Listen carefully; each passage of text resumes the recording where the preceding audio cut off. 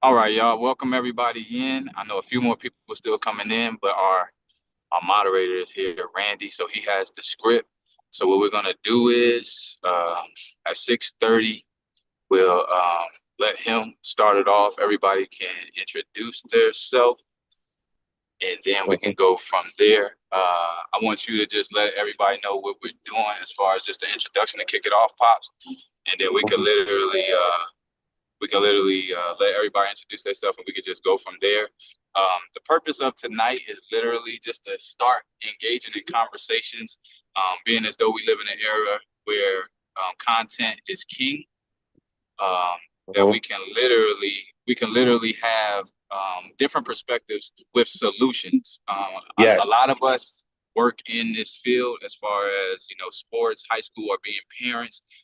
But just being a citizen of the United States of today, you just see the gun violence, the violence in itself in high school, and the lack of emotional intelligence, the outlets, you know what I mean, for kids, for young men and young women to calm themselves down and make better decisions.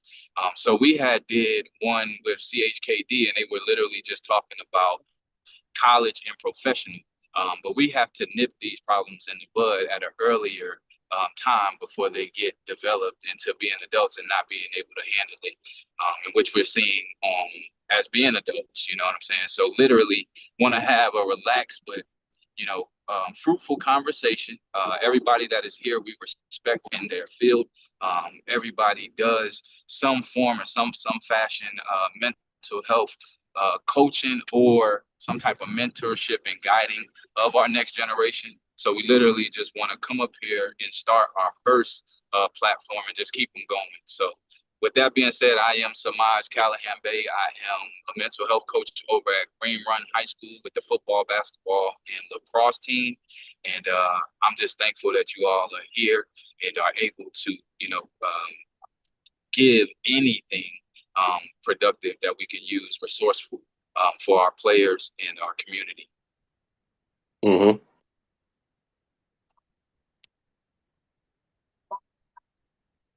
So it's on you, Pops. You could kick this thing off and let's get this thing rolling. All right. So, first and foremost, I want to thank everybody for coming out. This evening. It's kind of nice where I'm at, but I know the weather's probably better. That's where you at.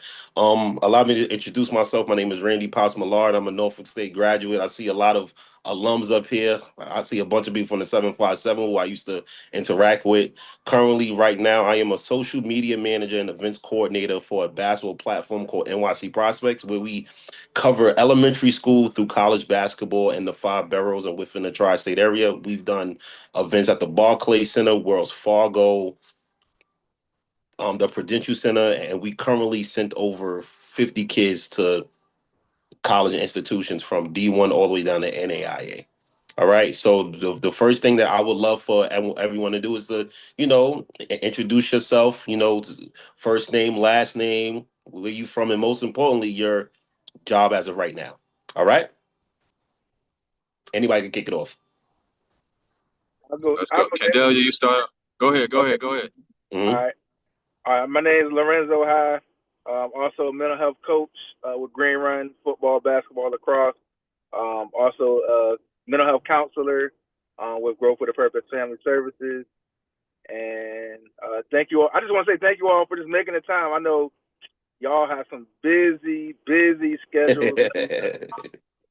We we got some heavy hitters here tonight. So I'm just happy and I'm grateful just for everyone being on the call, and I'm ready to soak up this wisdom and just hmm continue to um, try to make a difference, help anybody in any way we can. I'm just ready to continue to help and looking forward to the information that's shared tonight. So thank you. Perfect, perfect, perfect. I'm Larry Rubama. I'm a sports writer for the Virginian Pilot. Been in the business for over 30 years, both here in Hampton Roads as well as in Indiana and New York. Okay. Uh, just trying to help out. Been writing about kids from high school, professional, college, and just always trying to help out. Trying to help out. All right. Perfect, perfect. Thank you so much. Yeah, Mr. Rubama is very modest. He's very modest, but man, being a mental health coach over at Green Run, but coming up through that high school circuit with Bayside and graduating and going to Norfolk State, man, I'm very, very thankful to have Mr. Rubama up here, man, because he's watched so many of us, go through the circuit, turn into men, be it good, bad, ugly, and different. So it's very powerful to have him up here and just have his wisdom and his experience, because he's the one who could help us, with social media etiquette and with how to deal Right. with yourself in the media and protecting, our next generation. So that's the main reason why, he's up here, beyond just, he's a Hall of Famer, man. My man does great work. And, we just, we need more brothers in our community, from different walks of life. So he's very modest, but I'm thankful for him being here, man. Go ahead. Perfect. All right, how y'all doing? I'm Travis Jones, originally from Newport News, Virginia, residing in Richmond, Virginia. I'm the co-founder of SW3 Sports, a media marketing agency. I'm also an NIL coach, and my mission is just to enrich, empower, and educate the youth through not only financial literacy, but utilizing sports as a leverage as to help the youth and development, and that's really what I'm big in. And just a pleasure to be here. I appreciate y'all. Really big on the importance of mental health and sports. So I love that I'm a part of this conversation. So again, just much gratitude to everybody here. Okay, perfect. All right. I'm Terrence Ealy Jr., 10th grade student and athlete at Green Run High School, and I'm here with my parents. You in 10th grade? Yes, sir. Sheesh. I remember when I was in 10th grade, I was 160. I'm Kendall Callaham. I'm the brother of Semaj. I'm an entrepreneur. I'm just me, man. I'm blessed to be here, man. I see some of my old heads in here, man. Yo, stop, yo. Hey, Pops, what's up, Pops? What's up, Kendall? How you been, my It boy? brings tears to my eyes because I ain't seen y'all dudes in a minute, and Pops got the locks. Hey, this is a blessing to be here, man. I don't really have too, I'm so humble, man. Like, you won't really hear me say too much. But Zoe, Mr. Larry, I know Mr. Larry. You know what I mean? But it's an honor to be here. And young brother, man, we appreciate you. You hear me? Yes. But yeah, I'm Kendall Callaham, man. I'm out here. You know what I mean? I'm a trainer. I'm one of the mental health patients. I've been diagnosed with post-traumatic stress. I got a lot of issues. I've been through hell and back, you know what I mean? But through the support of my family, my brothers, my friends, the community that I grew up in. I'm from Virginia Beach. I went to Bayside. I fell a victim, but I'm a man, so I made the decisions on my own. I don't fault my people that I looked up to, like my brother. We from the same household, same community, man. We just chose two different paths. But I'm blessed to be here to talk about it and live my life as that testimony, because I ain't ashamed of it. Yes, man. And it's great seeing you too, man. No question, really great man. seeing you. Really great seeing you, man. Word. Dude, what's up, everybody? My name Mike Tyson.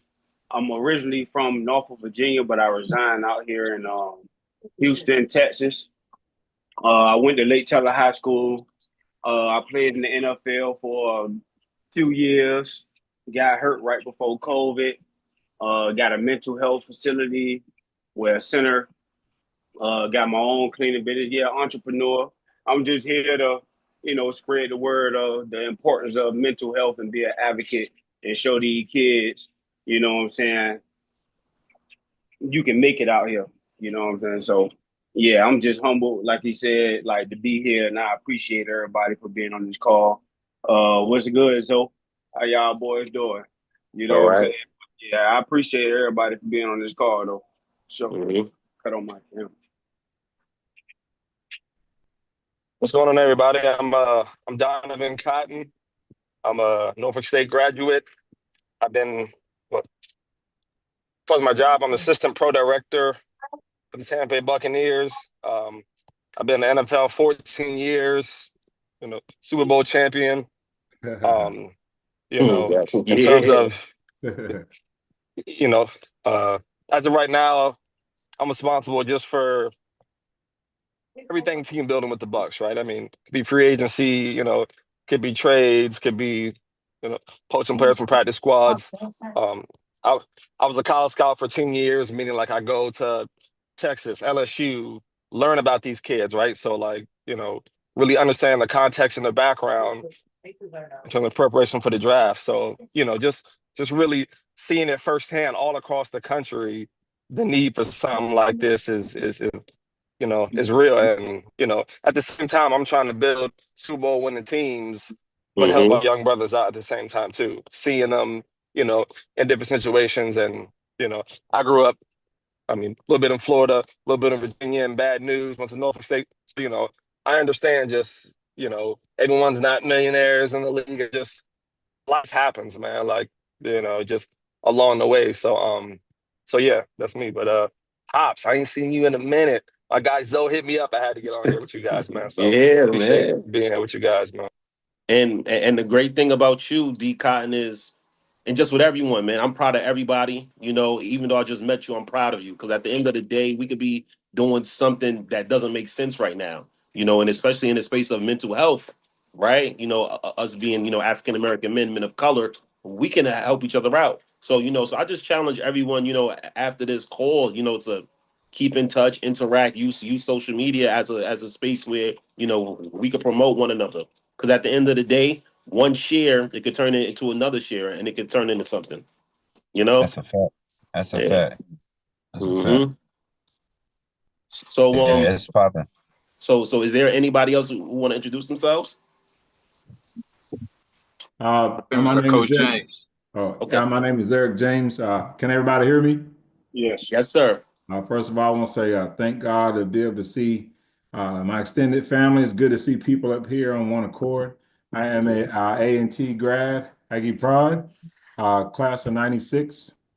My path was a little different. I marched in the band 4 years, so I did a lot of traveling, playing against A&M and Grambling and all those other schools. I was in the stands while the guys was playing football. Right. So I'm a child psychology major. A baby of 12 kids from Elizabeth City, North Carolina. Same mama, same daddy. This field chose me. I didn't choose it. This is my calling. And after growing up and being around kids and realizing that they didn't get the same kind of home training and raising that I did, empathy set on me at the age of about 25, 26, and realizing that kids didn't have the things they needed. And we have a lot of expectations of them, but they don't have the basic stuff at home. And, I'm 52 now. I feel like I'm 30. The Bible says be childlike. That means, we have to have full of energy. Kids need to be around somebody who's excited about their lives. And kids are watching what we do. And it hit me real hard when I worked in the school system for about 15 years. And when kids start calling me dad in the hallway, that hit me real different. And I'm not their biological dad, but I didn't tell them different. If you want me to be dad, that's what I'm gonna be. But I have expectations for you. So I realize the kids, if you got stuff at home, you don't really reach out for it when you're out in the community. But when kids get locked in onto you, man, they want what you have. So it's a blessing to be able to serve the community. I realize we're not on this planet forever, and we're not going to be here forever. But while we're here, we got to give it to them, man. We cannot be generational thieves. So we have to give them everything that was passed down to us, to them. And they got to go pay it forward. So a couple guys I coached, Tavion Robinson, who got drafted by Baltimore. Okay. Carolina Panthers now. And one of my huge success stories is Bobby Price, who I had him in middle school at Lynn Haven. And mind you, I didn't play football. But I had to learn the game and learn the X's and O's and get on the people that knew they were doing. And the kids have a dream, you just got to go with it. They want to do it, then push them, fit in, get in where you fit in. And Bobby went from Glen Haven to FC to Bishop Sullivan to Sullivan to NSU. He got undrafted. He was undrafted to Detroit. I followed him to Detroit. Then he went to Arizona. Now he's a Commander fan. I mean, I'm sorry, he's on the Commanders. He's number 37. So when I see that happen, man, it's like, who's next? So it's great to be able to be around people who are from different walks of life who are trying to do the same thing. So there's strength in numbers. So I thank y'all. I love you, and you can't do nothing about it. Okay. All right. So is there anyone else who we missed? Is there anybody else? Is there any latecomers? Semaj? No, I think we good, man. I'm Semaj, Callaham Bay. I think to a lot of people, just Cali, you know what I'm saying? I do a lot, bro, but I'll just boil it down to I'm just somebody who literally cares, you know what I'm saying? I literally care. I played football, I did events, I do everything in the holistic health field now. But I didn't want to jump back in and coach football at all. I wanted the brotherhood, I wanted the fellowship, but I literally want to help the next generation find solutions, man, find ways to combat conflict, find ways to talk, just literally communicate. I want to build I literally want to build better men. They say we don't have enough fathers in the household. I get everything negative that they're saying. So a big part of starting these phone calls and just linking up with you guys, I met Mike Tyson through Zoe. I still can't wait to just sit down and meet like in the physical. But just with the stuff that's going on with Norfolk State, I'm just a concerned copper colored brother, man, that's concerned for our next generation because we just lost 6-7 people this year at Norfolk State, and it was all from health. It was all from health. So we had 6 people with cancer and one of a heart attack. But if you, like I said, man, you cut on the news, the TV right now, and young fellas, man, with these AKs and these daggone ARs, it's going down. You know what I'm saying? And if they can talk to men and women that are accessible, that's the main thing that I want to do. Like we said when we started this call, I just want to give options because everybody's way it don't work. Every kid is not comfortable with my way. Every kid ain't comfortable with Coach James. But if you give, ultimately different options, and if you expose young men and young women to different things, you know what I'm saying, you can get different outcomes. So although, you know what I mean, I'm an entrepreneur, author, all those things, literally I'm a mental health coach and advocate because it literally, man, they wiping us out. You know what I mean?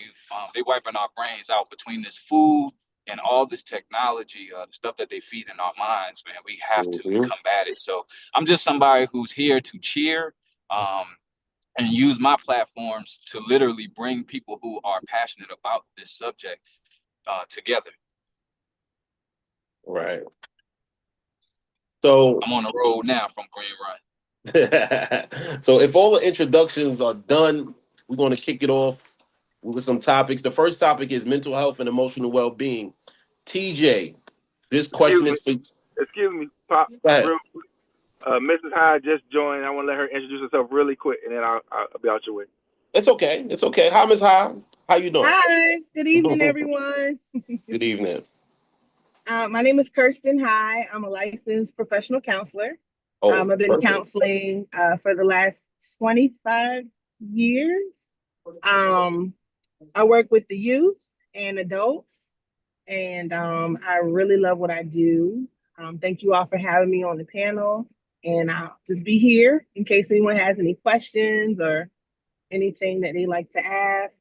I'm available as it relates to mental health. Okay, that's perfect. That's perfect. Thank you so much for your attendance. So, how about we kick off these topics? TJ, even though you're the only student athlete in here, a lot of the questions I may ask you to ask first, and this is the first one, all right? What are the most common mental health challenges high school athletes face today? I know the question is broad and it's general, but how about we talk about you in a sense? And I don't face really too much, but like as an athlete, most of the time it's self thoughts like I could be doing better, I'm not doing enough, things of that nature, or like you feeling you being overlooked, but that doesn't mean nothing but work harder. To me, I just face those self thoughts. And now, so that's for my coaches. I know when I was coaching junior college basketball, I used to see a lot of my student athletes get this thing where is that, as TJ just mentioned, I'm not doing enough. What's my role? So, coaches, so what are some things that you do to help out your student athletes when they have the most common mental health challenges about about their role, about them trying to be that perfectionist, about them just trying to be that high level athlete?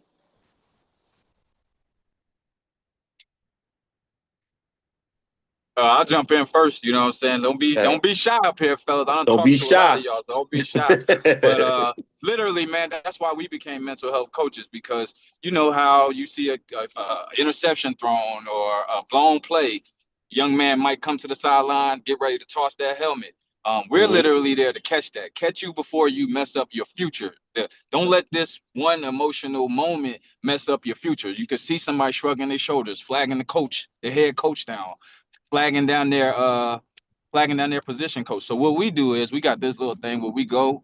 We don't want to embarrass you, so we get shoulder to shoulder. Yo, walk with me. Come take a mental health mile. Come take a mental mile with me. And we literally walk. When we walk down, it's kind of like when you see Deion Sanders and Shador walk down. When we walk down, you can get out all of that. Get it all out. Get it all out. I can't stand that referee. Can't stand that coach. Can't stand this, that, and the third. Okay, cool. That was the way on the way down. On the way back, that's gone. What are we doing now for the next play? What are we doing now for the next Yes. series? As far as like being honest, just having open conversations. As far as like we got some players who have asthma, some players who have prone to concussions. So that's another reason why I'm there. Like I look, we got lion's mane, we got reishi mushroom, we got ginkgo below, we got certain herbs in which we could talk to your parents. I could whip you up some sea moss. I could whip you up these different things, and you could literally utilize them. But we're literally there to put the fires out before it becomes embarrassing to the team. You know what I'm saying? Where somebody in the stands can look and see like, yo, there's a discrepancy going on down there. We're trying to prevent that because we played the game, and it's an emotional game. And if you can't being controlling your emotions, bro, it goes from you being a star athlete to being one of the coach's favorite to possibly losing your scholarship that night to possibly not Yeah. playing at all. So we literally just try to diffuse that, hear you, listen to you, because you have feelings. So you have a right to express your feelings. You ain't like what was going on, but we do have to give you the reality, bro. And a lot of us been right where you are. So to be reprimanded, you know what I mean, to be chastised, it's a part of the game. But we preach like, yo, you're a young man. So go talk to your coach in the right setting. Don't do it out here in front of everybody though. But your coach got an office, bro. You're a human being. Like, this is not the tyranny stage. This is not the monarchy stage. This is respect my coach because he is the coach, whatever. But I have a voice. So we try to definitely preach controlling yourself, but open communication. Yo, talk to him like this. You know what I mean? Go in there like a young man. You want respect. You want somebody to hear you. Talk to him like you got some sense, and just let them know. Voice and be open to response. I like to piggyback on that. When I cover games, I'm on the sideline, except for if I'm covering a college game. And I can't tell you how many times a college coach will come to me and see a kid have a blow up on the sideline, and especially how I say it, a white coach will automatically down the black kids. And so, my thing is, a lot of times when I'm talking to kids, I talk to them about, hey, keep it controlled, be controlled about this, because one stupid incident can ruin your chances of getting a scholarship.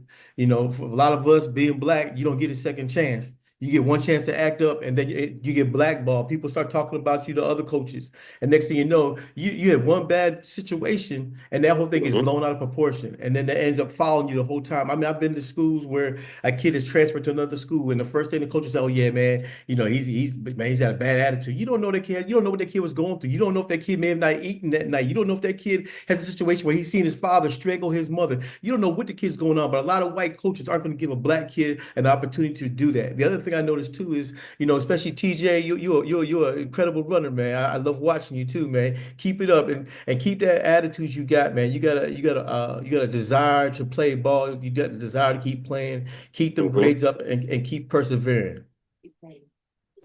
Thank you. I just want to piggyback one time off that. I'm not a coach, right? But I consider myself a fitness coach because I work with people. But I'm just gonna go off the examples that like I just grew up on with my brother in our household and the things that we was challenged about. And I'm gonna say this because this is just directed to TJ.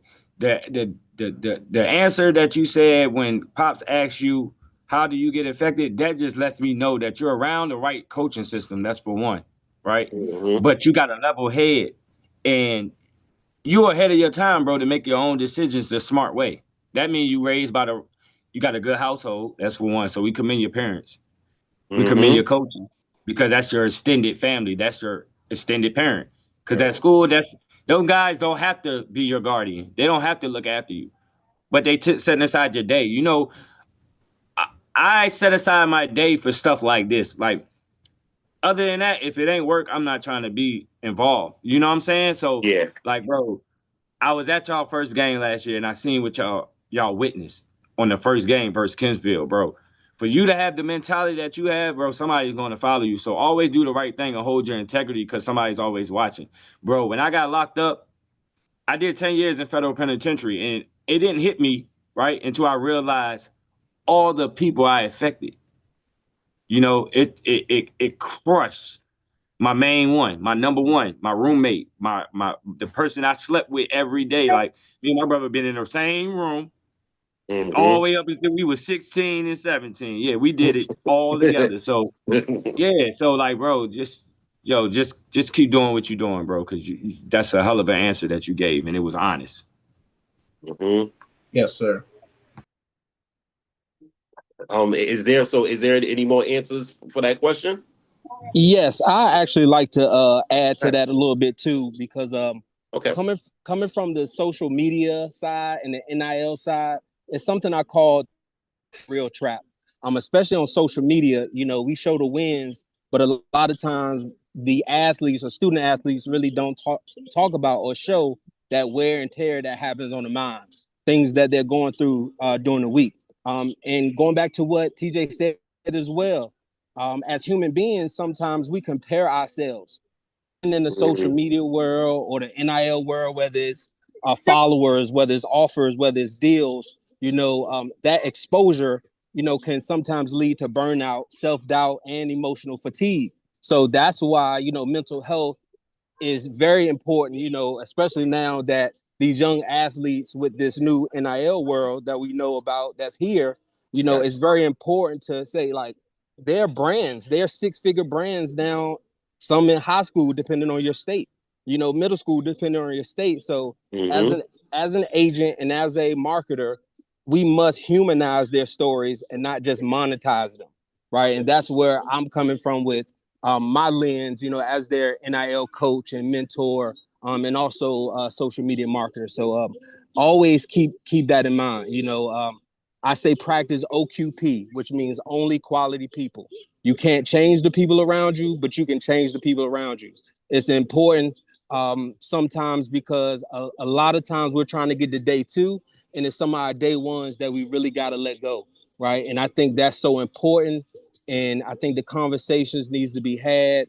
And that's just what I wanted to add to that, from my lens. And your answer and your statement was amazing, which honestly leads to our next question. How does social media play a role in shaping an athlete's mental well-being? And I'm gonna kick it off because as a mass comm major and currently a social media manager and events coordinator for a basketball multimedia platform, I see a lot of student athletes, especially in our tri-state area. They send us DMs, oh, post this, post that, post this. And if they're not getting enough tractions, enough likes, enough shares and resend, they feel like I didn't make it. And when you see the kid in person, you like, yo, I like your highlight reel. I like your clip. But I have to watch you in person. And and the thing about social media is it gives a lot of student athletes that escape from reality in a sense. And this is where our platform, we create and foster relationships with student athletes, coaches, AAU programs, even NIL agents, pro coaches, and even pro athletes, where we're kind of in the state of trying to create like a mentorship with our New York City pros, with our high school students, even with our elementary and as middle school students. So if anyone would love to answer that question, jump right in. This is Coach James, the Aggie. Mm-hmm. Behold. I'm Behold. Sorry. Bow down. Anyway, but look, since you said that, Randy, I want to say this. My first exposure to HBCU was Elizabeth City State, and Norfolk State used to come when y'all was in the before you got to the MEAC, you was in CIAA. I don't know if that was your time or not. So y'all used to come and bully Elizabeth City State. So I went to A&T so we can get a little payback. But I look at HBCUs different now, Randy, because back then when I was, again, I'm a bandit. I used to march against NSU, Florida A&M, Grambling State, all of that. I want to kick our head off. I don't look at, I'm very different now. I support NSU because, it's different. I think differently, especially learning our history now. So I will say, behold the green and gold. I got you. That's the good competition, but now I can talk about you, but nobody else can. How about that? So I want to say this with the social media, especially with TJ listening. TJ, we didn't have the World Wide Web back then. So we didn't have social media, so there was no pressure. And I always say with this, if you're good, they will find you. Okay. So with the social media, our kids do not have an identity. We have an identity crisis. Yes. So what happens is social media, it's just a huge distraction. I call it the enemy. People use it for good, and then some people get lost in the sauce. TJ, one thing that you have somebody to your left. Look to your left, TJ. Look to your right. You good, okay? You good. I ain't got to worry about that. And you got God-fearing parents. So I'm not worried about you with social media. There's some of these other kids that do not have that identity. So if you don't know who you are, you will look at anything and then you'll try to relate to it, but it's really not you. So, and so even with girls, sports, whatever, whom you are, teenagers growing up, the kids need to know who they are. So when they see other things, they don't just gravitate to anything. Okay, everything that looks good is not good for you. And so with the relationship building with our kids, while I'm on the sideline, to a brother that's never played football, I watch behavior. I watch how kids act. I watch how they communicate. Relationship building is my specialty. And some of these kids need to know who they are first. So when you watch the news and social media, you do not get distracted. So kids need to help. They need to help somebody. Somebody needs to help them with finding their identity. I've been working out with TJ since he was 8th grade. I watch him how he works. I watch his work ethic. And before I met his parents, I knew he was from good upbringing just because of how he acted. And some of these other kids, they don't have that. So they flock to social media to try to find whom they are, which that's not good. Sometimes you try to be like somebody you've never met. Yeah. You need to, that person needs to be tangible. You know what tangible is? Somebody that can shake your hand. So when I'm around kids, I try to talk to them. I have thousands of side conversations that has nothing to do with football. Okay. So when they're off the field, my thing is kids need to be able to talk to somebody who's real, who's tangible, who can help them about reality and explain stuff to them. Because most of these kids, they have no idea what they're watching. So they get led astray. And next thing you know, we're in a bad position. So relationship building is important. When you see social media, you can see it and it help you, but they need to know who they are before they jump, because you're gonna see it, And I'm gonna go a little extra with Mr. Rubamba. The colleges need athletes just as much as athletes need colleges. And Yes. y'all know most colleges are not going to win if you don't have this right here. Okay, just let that sink in. Say it again. They're not going to win if they don't have this. Okay, and when you was talking about the white coaches are cool, but they still have to build that relationship with that black man. If you came to the hood to get him, when he gets to the university, don't act like you don't know him when he gets an injury. Okay, I know that's probably off the question a little bit, but anyway. No, it's not. No, it's not. No, it's not. No, it's not. Saying because the kids, that as much as you recruit them, they are yours when they get on campus. So when they get in trouble, some of these coaches, these white coaches, don't know who you are anymore. And that's terrible. So if you came down there to see him on Friday, if he gets hurt, go see him when he can no longer play anymore. Still go see him. Appreciate it. Yeah, that's for sure. That's for sure. I know when we in our meeting, we get up. You breaking up, Cal? Games, and then just like today when we was working out, just doing workouts, it's conversation. That's why I know myself, I didn't want to be a formal coach or a formal professor or a teacher. You know what I'm saying? Because there's certain things that I'm going to tell your son or your daughter that might get me fired if I was, a regular teacher or professor. But I'm literally going to share the things that they need to know about social media.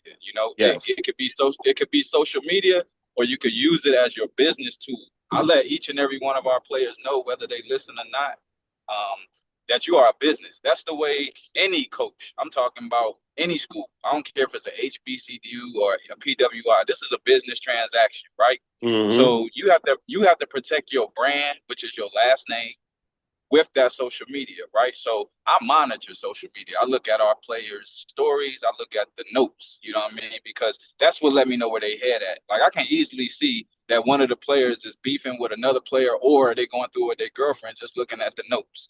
You know what I'm saying? And if I can see that, and you're a high school athlete, then another coach can see that. Oh, his head ain't where it need to be. Oh, he over here, or he throwing up gang signs. That's another thing, smoking weed, putting up the gang signs in the picture, the money. I'm just trying to protect your investment. I literally look at social media, and when we discuss social media, I look at it and tell them like that, because it's bigger. You're different. You're special. You know what I'm saying? You decided to be a student and an athlete. That means you don't just go to school and do what everybody else do. You chose to do extra. So that makes you special. But I try to just emphasize just the business side of this thing. You know what I'm saying? Don't mess up your chances on the business side, because they looking at you as a business from 4th, 5th grade nowadays, and even younger. You know what I'm saying? Some of these kids, making 6, 7 figures just opening up boxes, opening up packages. So I literally try to teach that aspect, like, yo, everybody's not gonna go pro. Check out the guys who just go do open runs. They didn't make it to the NBA, but they're making a professional career out of going city to city using social media. You can also use it. I also tell them, use it as a way to go directly to recruiters. Go directly to the recruiting coach. Send them over a formal email. Send them over your huddle film. But you can build relationships like that.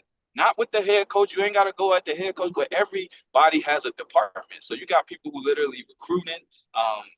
The phone is only as smart as the user. The social media is only as smart as the user. So I just try to combat it from that side, and just let them know, everybody is looking at you. The better you get, the more eyes on you. And over in our program, we win. So somebody is Mhm. always looking for your downfall. You know what I mean? They looking for you to slip up. That social media could make or break. Yeah, that is true. Yeah, I was Callie, I just gonna wanna. chime in Oh, and say, I'm sorry. that's I all right, was just Miss gonna Ha. say, just to piggyback off of what my brother uh, it's the exact same thing as far as social media being like your business card. Mm-hmm. Um, Instead of it revealing everything and every aspect about your life, if it can just be, and this could be for you, TJ, and for everyone, if we can use social media as just your business card.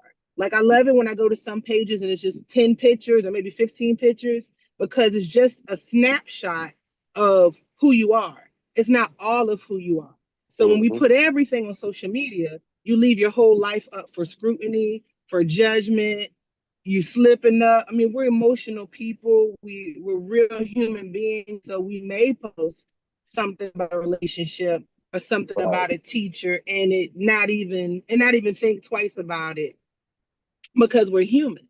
If we Mm-hmm. view our social media as just a business card and a snapshot of our life, then it's just the title page of your book. For example, when you open a book, you have the illustration, you have the name of the book. That's what your social media can be like. Just the title page of your book. So that way, when they see the highlights and they see the reels, it draws them in to want to know more of who you are instead of Mm-hmm. everything, your whole book being up there, and they're like, oh, I see them smoking, or are they around someone who's throwing up gang signs, or they're a womanizer or whatever. You just leave yourself open to judgment. So I feel like social media has its place, but it's important for us to make sure that we're sending a positive message and just giving a small snapshot of who we are. And especially in the sports realm, you can have all your highlights and different things up there, which I think is great. Mm-hmm. However, like Mr. James was saying, make sure you're presenting yourself, you're you're having tangible examples. You know how to hold a conversation. You know how to shake hands and greet someone, and you still have those social skills and a level of emotional intelligence because not everyone is Yeah. going to receive you positively. So if they don't shake your hand or if they don't show that they recognize you, it's okay because I know who I am. Mm-hmm. It's all right. I'm still great. I'm still smart. I'm still loved. I'm still cared for. It doesn't matter how people receive me. It matters more so how I care for myself and how I receive myself. But I just want to say social media is just a snapshot. Just let it be a snapshot of who we are. I even have some things that I may need to take off my social media. It's not bad, but it's just too Right. much about my life. Like I got a Mm-hmm. whole story of when I started on Instagram to now being married with children. I was like, that's too much information. Not everyone needs to know that. Like, let Right. them just see snapshots. So I just wanted to just jump on and just share that. Thank you so much, Miss Ha. Thank you so I much. appreciate that because that's a fact. Mm-hmm. So They it's build cases off of your social media. yeah, yeah, they do. Trust me. Especially being a former educator. Just a quick story. Before I indulge into the next question.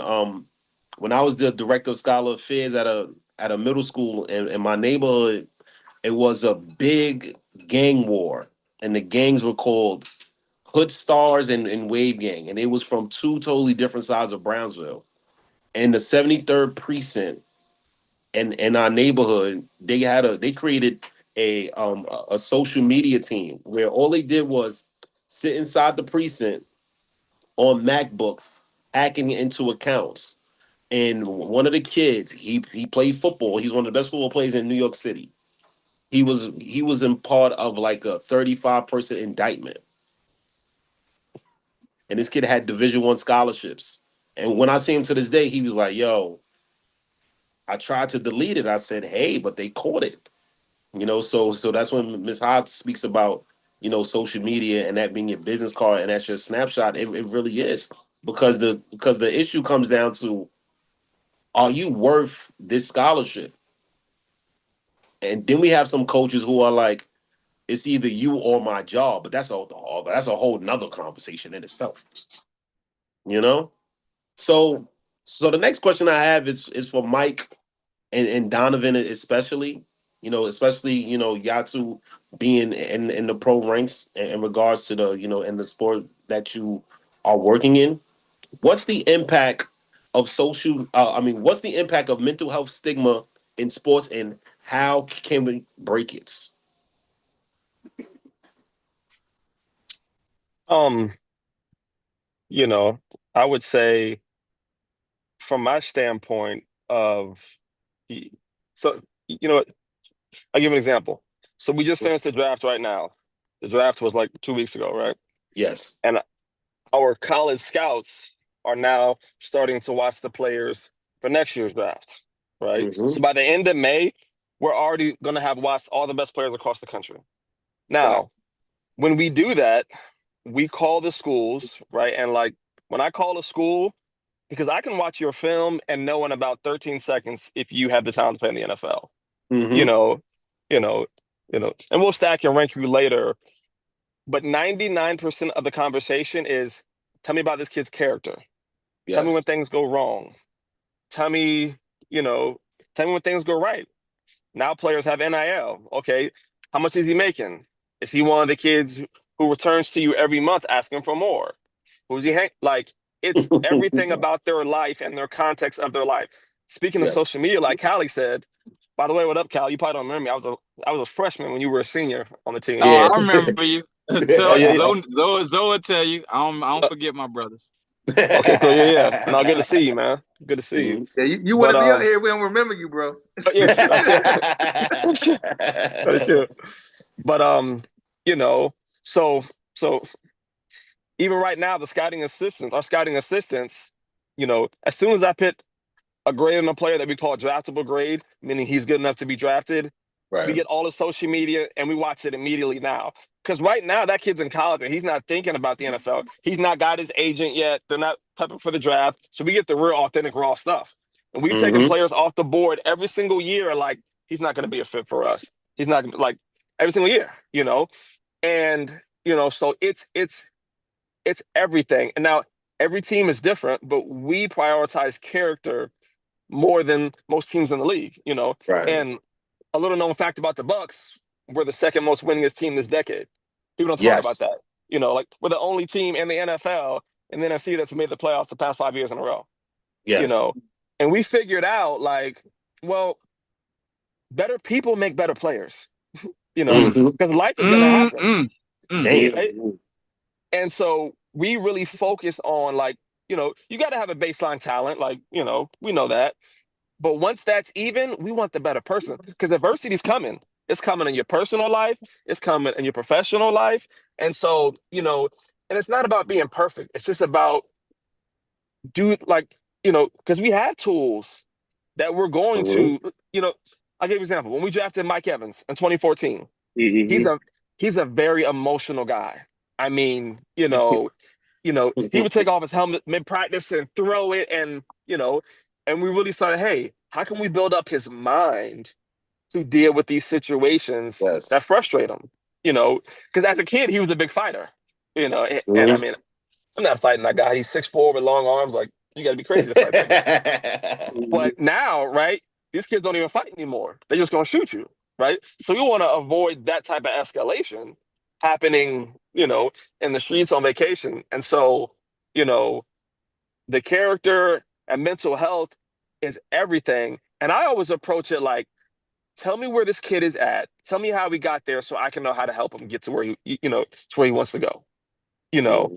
And, I always start, I love how Callie said in the beginning, we all have different ways. For me, reading has always been the game changer because it can prepare your mind for situations that we just physically can't always live, but it can give you example after example, positive and negative. Every success story that you ever read, it's for TJ, any person that you look up to in the world,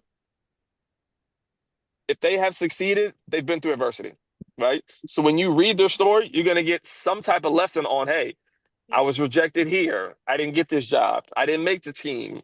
You know, I had a tragic death in my family. Like, you know, and those are the type of mental health things, right? Because those are the scars that kind of build up over life. And like, you know, one thing happens and it just, you know, can overwhelm all of us, right? Like Yes. no one is immune to that. So, you know, reading's always been the game changer for me in terms of exposing myself to situations that may never happen, but you know, just putting another tool in the tool belt of like, you know, in terms of problem solving and just, you know, just your relationships and how you approach things. So, you know, that's a long-winded way, but Nah, that's listen, an answer, yeah.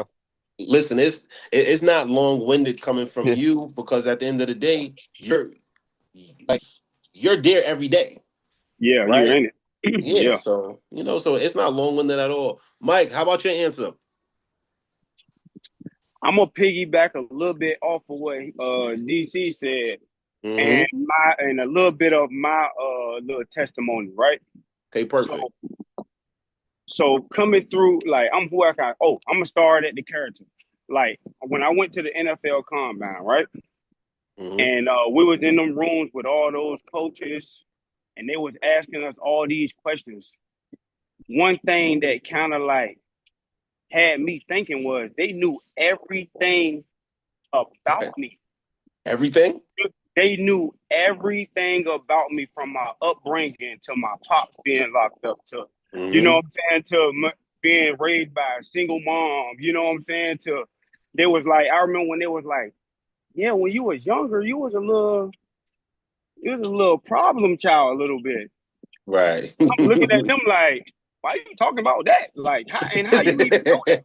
But my whole point is they go back and they talk to those principals and those teachers, and I don't even know, like, and the people that they talk to, and they go look at I'm pretty sure they can get your files and look at your files and see your reports. You know what I'm saying? I'm saying that because you gotta set something to where, like, what is your stepping stone, right? Like, you know what I'm saying? And mine was like my last name, you know what I'm saying? So as I got older, I started like, you know what I'm saying? Like, I can't get in trouble, you know what I'm saying? Because my last name Tyson, you feel me? That's the easiest name. My name is Mike Tyson. That's the easiest name, you feel me, to remember, you feel me? And I just never wanted to embarrass my peoples, right? Right. And like growing up as a young kid, like I always knew it was more. I never seen more, you know what I'm saying? But I always knew it was more. So I used football as a stepping stool to get to where I wanted to go. So me was, if I got in trouble, I can't play football next year. You feel me? If I get in trouble doing this, I can't play football next year. If I don't get my grades, I can't play football next year. You know what I'm saying? So I made sure I had something that I was working towards. Yes. Many words, right? And I'm not saying that I was perfect. I'm not saying I didn't get in trouble. You know what I'm saying? But one thing that everybody always spoke up, and I don't know, I still to this day don't know why. Right. They always was like, no, that's not that kid. He's not like that. He's a good kid. And everybody else I did it with getting in trouble. One thing they always said was, he is so respectful. Because I always spoke to him, even if I was skipping the class, I still spoke to him. You feel? No, real talk. I'm just being honest. I like that though. You know what I'm saying? Like I always had respect. That's one thing my parents always instilled in me. You know what I'm saying? And I just never wanted to let them down. You know, like I had a few friends like in the past couple years commit suicide. You know what I'm saying? And I wanted to piggyback off of the social media thing. You know what I'm saying? I use social media now as my business platform, and the only thing I post is motivational stuff. I don't even really get up there and do nothing else. I post my business stuff that's coming up, and motivational stuff for real. like she was saying, like showing your whole life, bro, it gives access to people to enter vulnerable spaces. Yes. You know what I'm saying? And these people don't know you. They don't know how to handle you. Mm-hmm. You know what I'm saying? So then everybody think everything is a joke nowadays. Don't nobody take nothing serious no more. You know what I'm saying? So when you open up that platform to letting them people in, that kind of like start bothering with your brain. Mm-hmm. You know what I'm saying? And when it start messing with your brain, now it start messing with your performance. Now it start messing with your attitude. How you talk to people. You feel me? How you play on the field. How you approaching your classwork. Now your grades get slipping. You know what I'm saying? And now, but you a man, right? We men, we taught to not show our feelings, not go talk to nobody. Cause I can't tell you one time that I talked to a guidance counselor throughout my high school, middle school, and elementary. Right. You know what I'm saying? Jaylen mom was the first person I talked to, and they were probably like in 11th grade. And I used to go in there because I knew her personally. I didn't even look at her like a counselor. You know what I'm saying? Right. So like, I didn't have a father figure. So I had coaches. For some reason, I always had great male role models around me. You know what I'm saying? And when I was younger, also, I used this a little bit off of that topic, but when I was younger, also, my mom used to put me in these little programs. I don't know why she put me in these programs. I don't want to go to these programs. I want to be out there in Granny Park. You feel me? I grew up in Granny Park when it was the real Granny Park. Right. You know what I'm saying? When you couldn't come outside them gates because they were rolling dice and selling drugs right there on the corner. You couldn't go back and run right there in the field. You feel me? Right. Like, so, but I didn't want to go to those little programs. I didn't know what they was for. But now being older, I understand she wanted to keep me out of trouble and keep me away from bad influence. Yes. You know what I'm saying?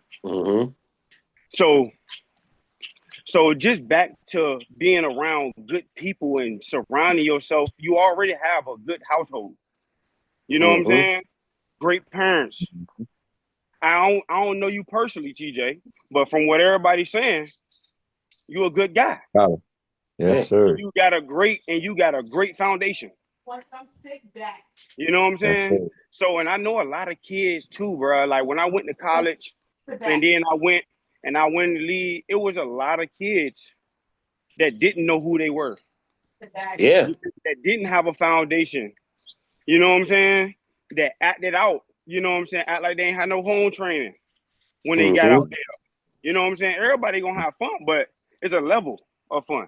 Right. You know what I'm saying? And their responsibilities. You feel me? That you are taught at home.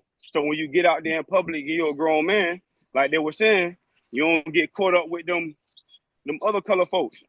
Cause they waiting to write a story. Yes. They waiting to put, and you know what the first thing they're gonna say? They're not gonna say your name.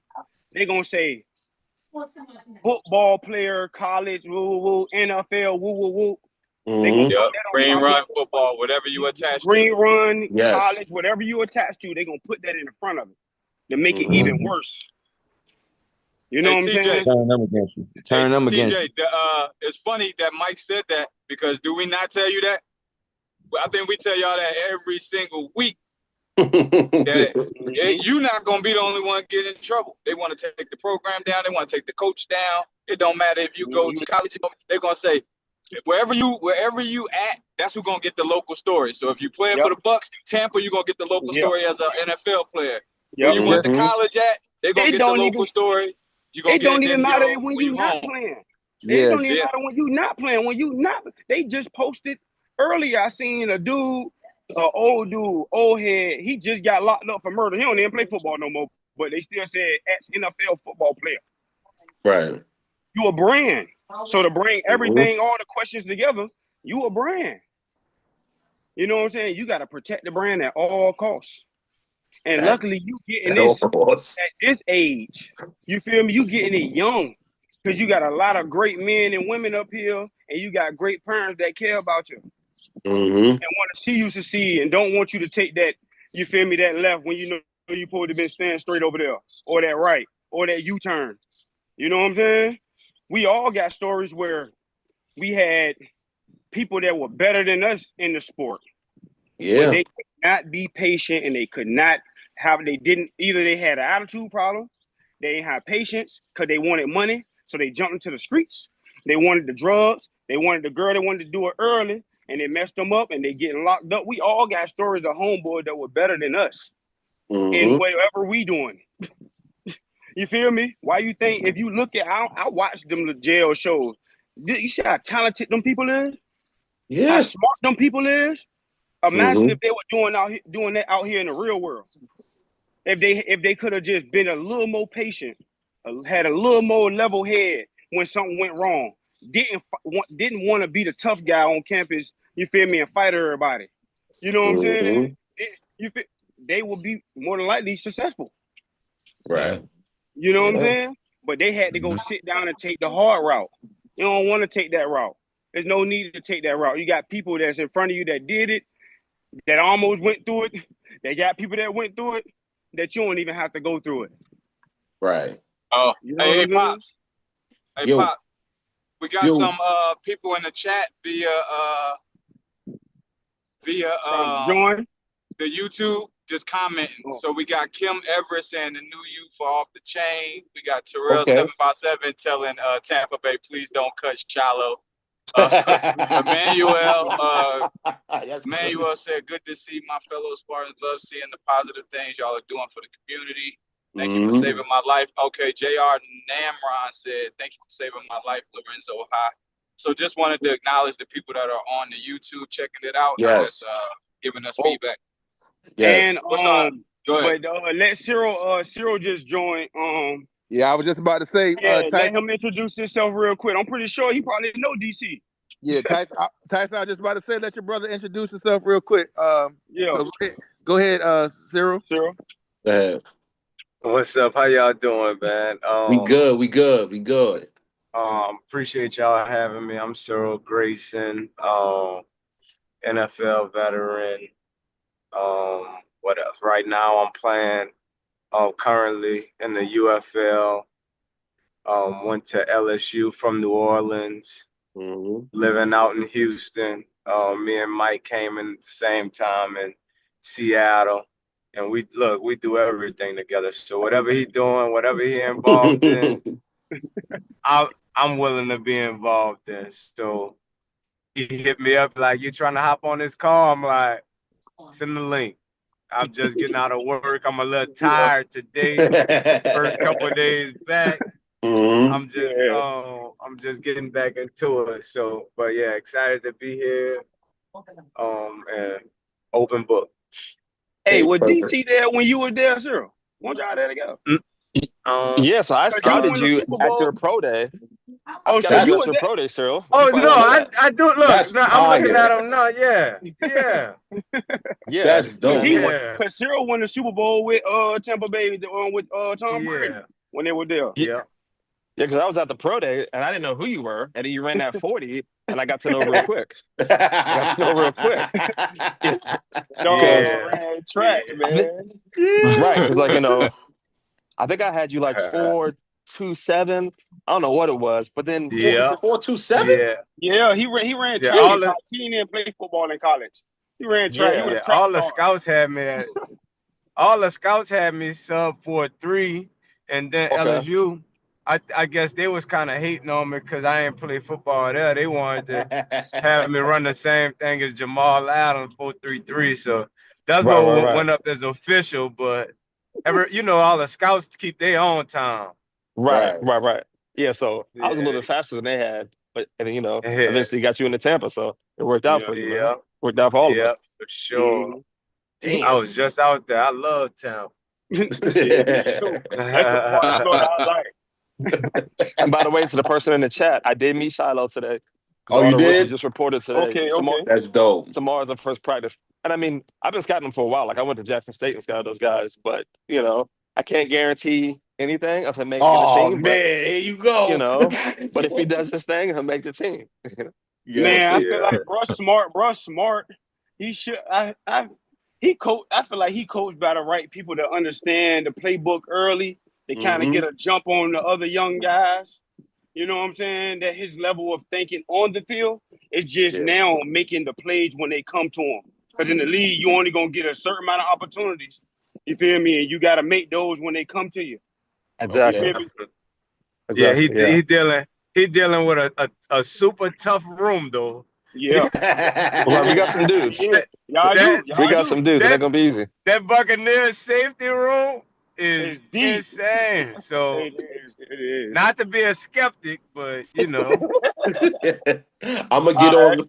I'm gonna get on with this next topic. I'm gonna start with the Ealy family. Hey, parents, how you doing? Hi, we're doing good. How are you? How you doing? All right. So how did you guys meet? I want to know what's on the Thanksgiving menu. You know what I mean? Because TJ looked like he does 1,000 push-ups and eat 5 meals a day. You know what I mean? I just want to know because No, he hey, definitely can eat. Yeah. We met through mutual friends, actually. okay. In the DM or that was kind of No, it was back in the back day. in the day. When you had the okay. homeboy had a friend for you. You know how it goes. All right. So so with this topic, it's going to be we're going to speak about parent and coach involvement, but most importantly is this, right? Whenever the question is asked and you have like a follow-up question, you can ask that. That's not a problem. Right now, this is a safe space and this is a great conversation. So prior to me even starting this, how many of us have children? Hands raised. Hands raised. Yes. Now, my next question is this. Are you the parent on the sideline going crazy?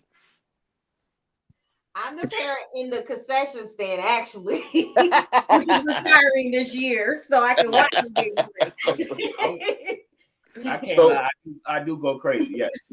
So all right. So for me, right? So my future wife, right? She has a 21-year-old, a 12-year-old, and we have a newly 7-month-old, right? And the 12-year-old always invites me, that's to the games. So myself having a platform and being around pros and sports agents all the time. I'm just at the game. I'm just being a dad. I'm just chilling, right? But then in my mind, I'm like, damn, if he would have sprinted to the basket, he would have got a basket. If you'd have took one less dribble, he would have got to the basket easier. Oh, if you'd have stepped over, you would have got a steal, right? So so me just being a new parent, I'm like, damn. I just gotta chill sometimes, and that's the approach I take, because I don't want to be overbearing. But the question I have for all the parents is, what can parents do to be better support when it comes to their athletes, their babies' mental health? You want to go first? Mm-hmm. Is that to us? Yeah, to parents. That's all the parents. And All parents. wait, hold on. And if you do not have a child, you're a parent anyway, because you are probably taking care of kids. If it's not your job, you have nieces, nephews, you have play cousins, you're taking care of them as well. You know what I mean? Yeah. You Mm-hmm. have to. In my experience, I'm nowhere on you guys' level, but I coach youth football, so I have been around a bunch of kids. Like you say, different problems, no cleats, they want the fancy back flaps or whatever. Right. That goes back to his original statement.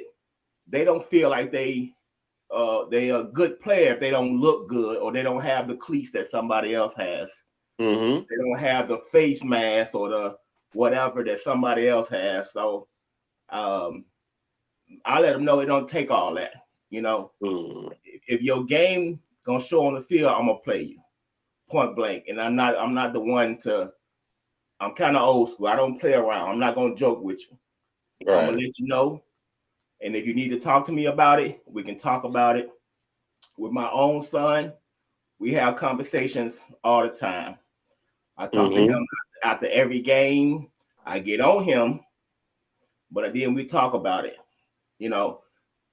Even this is my only son. I have girls, but I got to be careful with him because I wasn't brought up like that. You know, I didn't have those conversations. I didn't have a father. So sometimes it's hard when you learning on the go, but you know, you try to do your best. Right. And for me, I've been his team mom since he's been playing. Oh, that's so cute. You was the team mom.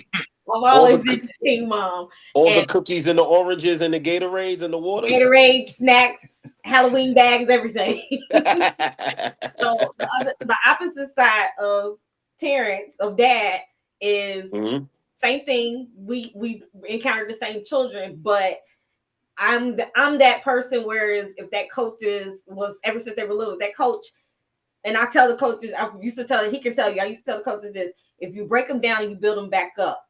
So if they did something in the game where the coach got on them, me and the other team mom, we would talk to them, chat with them, say, well, what do you feel needs to be done?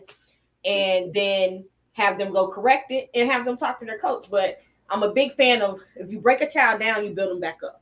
Right. So okay. I just present and listen to them and come to a mutual agreement and talk. Now, TJ, are you listening when them conversations are happening? You could be honest. I'm not gonna get you in trouble. Yes, sir. Okay, all right, just making sure. All right, so are there any other parents, parents who have an answer for that question? Pops, I do want to add a little bit on this one. Yeah, I think. Go ahead. Oh, so I've got young kids. They literally just started playing sports, like 5 years old. Ooh. But in terms of scouting players, right? Like I know if you get scouting Tua out of Alabama. And his dad was so overbearing that we literally had concerns of drafting him because we didn't know how he was going to handle life. Like his dad would not let him handle anything. Right. And so I would say, because of course you want your kid to do the right thing, but there's got to be allow this kid to deal with that situation, right? Because whatever situation that he's facing, whether it's a coach that's mean and rude, and of course there's a line of controlled disrespect, but when that kid goes off to college and pro sports, they're gonna walk that line every day with him, Yeah. And so, if they're not physically abusing this kid, if you want to help them prepare for where you think they can go, then you need to give him the tools to allow him to know how to maneuver that relationship. And of course, you're coaching him, off to the side. Hey, what happened? Let's talk through this. But I've seen a lot of kids crippled because their parents were so overbearing. And then when they get to us, well, we tell them straight up, it's funny how Mike brought up the combine. So I'm the guy that's at the combine asking those questions. And yes, Mike, I know everything about you, everything about your life, everything about your life. I talk to all your coaches, your academic advisor, the nurse. We got private investigators. So I know every question I ask, I know the answer. And so, but a lot of times I see kids that I can tell by talking to them, they've not been allowed to discover the tools within themselves to deal with the things that are coming. And, we had some kids get to us and I'm like, ain't nobody gonna be here to save them. And and they sink. And so, I try to tell parents hey, of course you're guiding him, but allow your kid to fail. That's not the end of the world. Where he got, whatever, he made it back play. Coach absolutely ripped him, not disrespectfully, but hey, in his face, that's a failure. Okay. Allow him to come back that next week and boom, overcome that. Just different things like that I see a lot of times, and it ends up being a crutch for them down the road. So, hey, Coach Cotton, Mr. Donovan Cotton, I got a question on that. But I want to ask, do you think that hurt Shedeur Sanders' draft because he was only coached by his dad for all his life, and I believe that parents can help their kids be better athletes by just letting the coach coach. Sometimes we can just, we could coach them before the game, but when it's a coach, let the coach coach. And that's something that I'm learning, because you want to coach your kids, but sometimes you got to let the coach coach so they can hear it from a different perspective and hear it a different way. But do you think that hurt Shedeur as well? So it's kind of Shedeur. I saw him at Jackson State. I went to Colorado. I know all the background on both of those guys. Everything about their life, I know. Do I think that hurt Shedeur? It was a topic that came up in draft meetings. Just now, I'll say this, I personally said, at least in our draft meetings, I've been to practice multiple times with Shedeur. His dad was not hands-on at all. The offensive coordinator coached him. And Shedeur is a really good practice player in terms of a leader. He ran the it was no different than when I saw Joe Burrow or Jalen Hurts or Kyler Murray. I do think that there was some things that he could have done better in his process. And I do think that it's his perspective is so different because his dad is one of one human in the world in terms of the athlete that he was and the way he went about the process, which, right or wrong, talent equates to some level of tolerance of things you can get away with. I think about Cam Newton when he was coming out, and we had the story and it's public knowledge. So I'm not saying anything. When he was at Florida, he stole a laptop and threw it out the window. He takes a deal before NIL was legal. Right. He takes a deal, goes to a different school. He did a lot of stuff that was but he was so talented. I remember one of our veteran scouts said, yeah, he did all those things and he's going to fall to number one because there's no one else, because he's a one of one human. When you see Cam Newton, you go, oh, God made a one of you and that's you. Right. Well, Shedeur is not one of one. He's a good player, but he's not rare. He's good. And so, I don't want to get too into it, but I mean, did his dad coaching him? I don't think that was the big thing. It's definitely a discussion because it's real. His dad has coached him his whole life. Well, now he's not going to be able to go to his dad. So, I think it's definitely an angle, when you're going to make a kid the face of your franchise. I mean, I call the quarterback the CEO. My kids are going to college based on what Baker Mayfield does right now. So it's a big deal for me. Right? Yes. Right.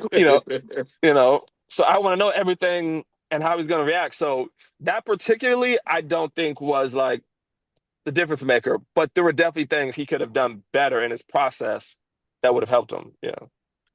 And before you move to the next question, Pops, I'm glad that DC said that.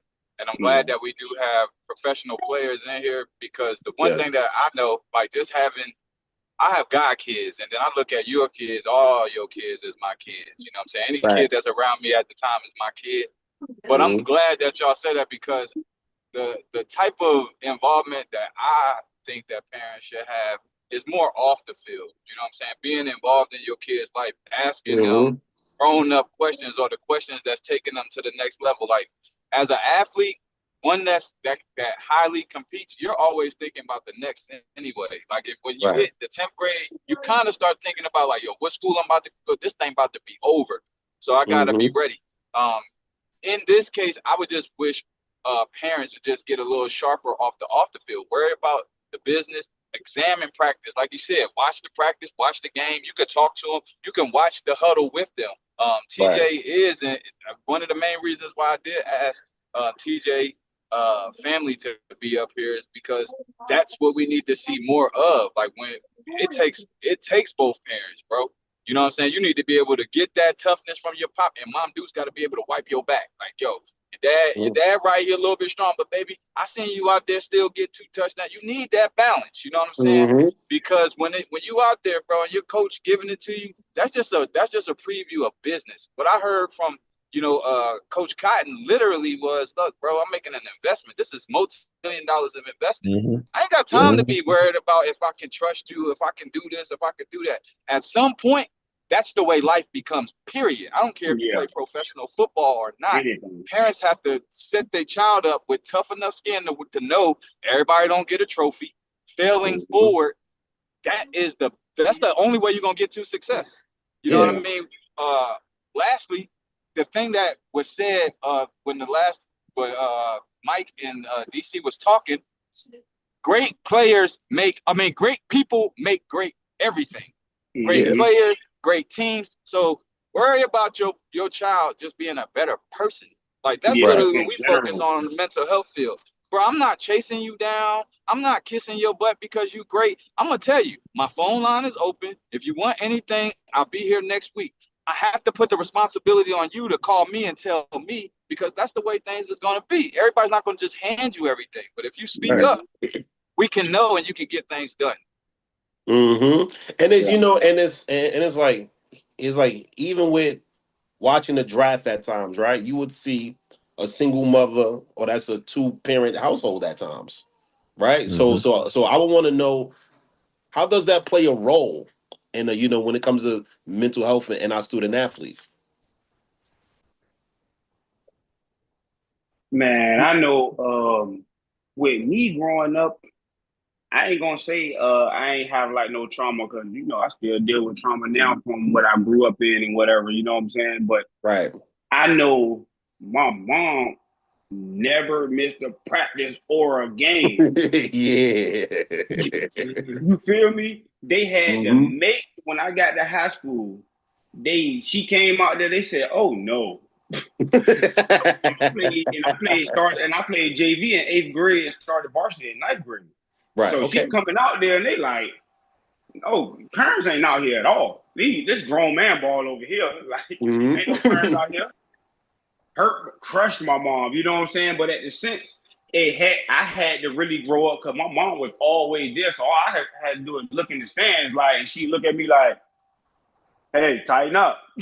You feel me? So like, I had to grow up, you feel me, mentally, you feel me, especially in those spaces around dudes that's older than me, you feel me, you gonna have challenges, or people gonna be better than you, you normally the best.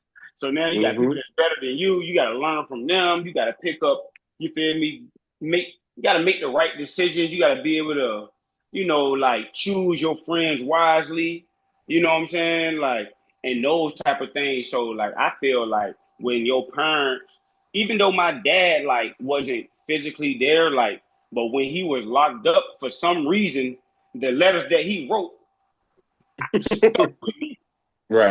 Those that me and my dad cool, we tight, you know what I'm saying? But like when he but his letters, you feel me? Everything he said in his letters, you know what I'm saying? Like, he probably didn't have that. He didn't have that example of a good father growing up, and you feel me? He was in the streets and all that stuff like that. But like his letters, and just his letters, and my mom being there at all times, you feel me? That played a huge part in my success. And now I can tell you, when I got to Cincinnati, they was trying to hold me my sophomore year from starting. I didn't wanted to transfer because they was tripping. Yeah, they ain't had a portal back then. You transfer, boy, you either going down or you gonna lose a year. Okay, yeah. You know what I'm saying? Like, or you gonna lose a year around that time. You know what I'm saying? So we just kept like. So I remember calling my mom, like, I was crying, like, these niggas just really trying me, like you feel me? But but I'm speaking of just talent though. Yeah.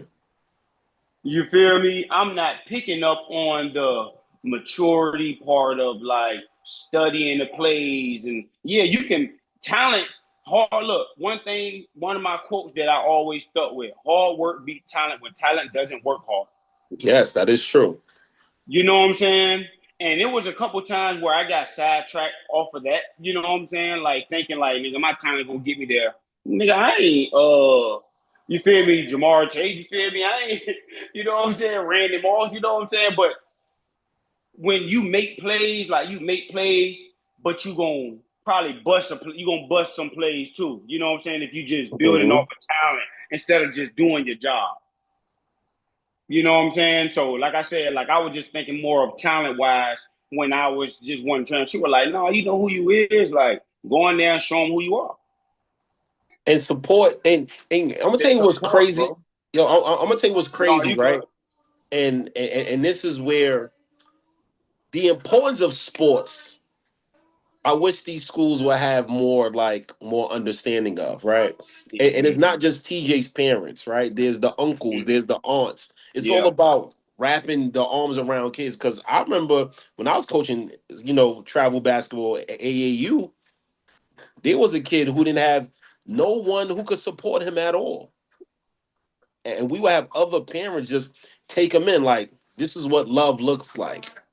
This is what having a conversation with a man of that substance does look like. And my last question is this: how can parents and coaches work together when they see changes in an athlete's behavior?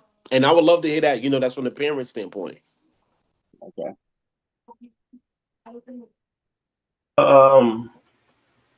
I feel a line of communication. I think sometimes some parents get judged by the majority, and the coaches don't want to hear, what you got to say, because most parents gonna come to you and talking about, well, my boy ain't get this many carries or he didn't get this many, so they don't even listen to you because they done heard so much, so they don't even want to hear when you're talking about something good, when it's really important. I think that's a problem, but we just need that line of communication. Okay. And coaches, how you feel about that? I agree wholeheartedly.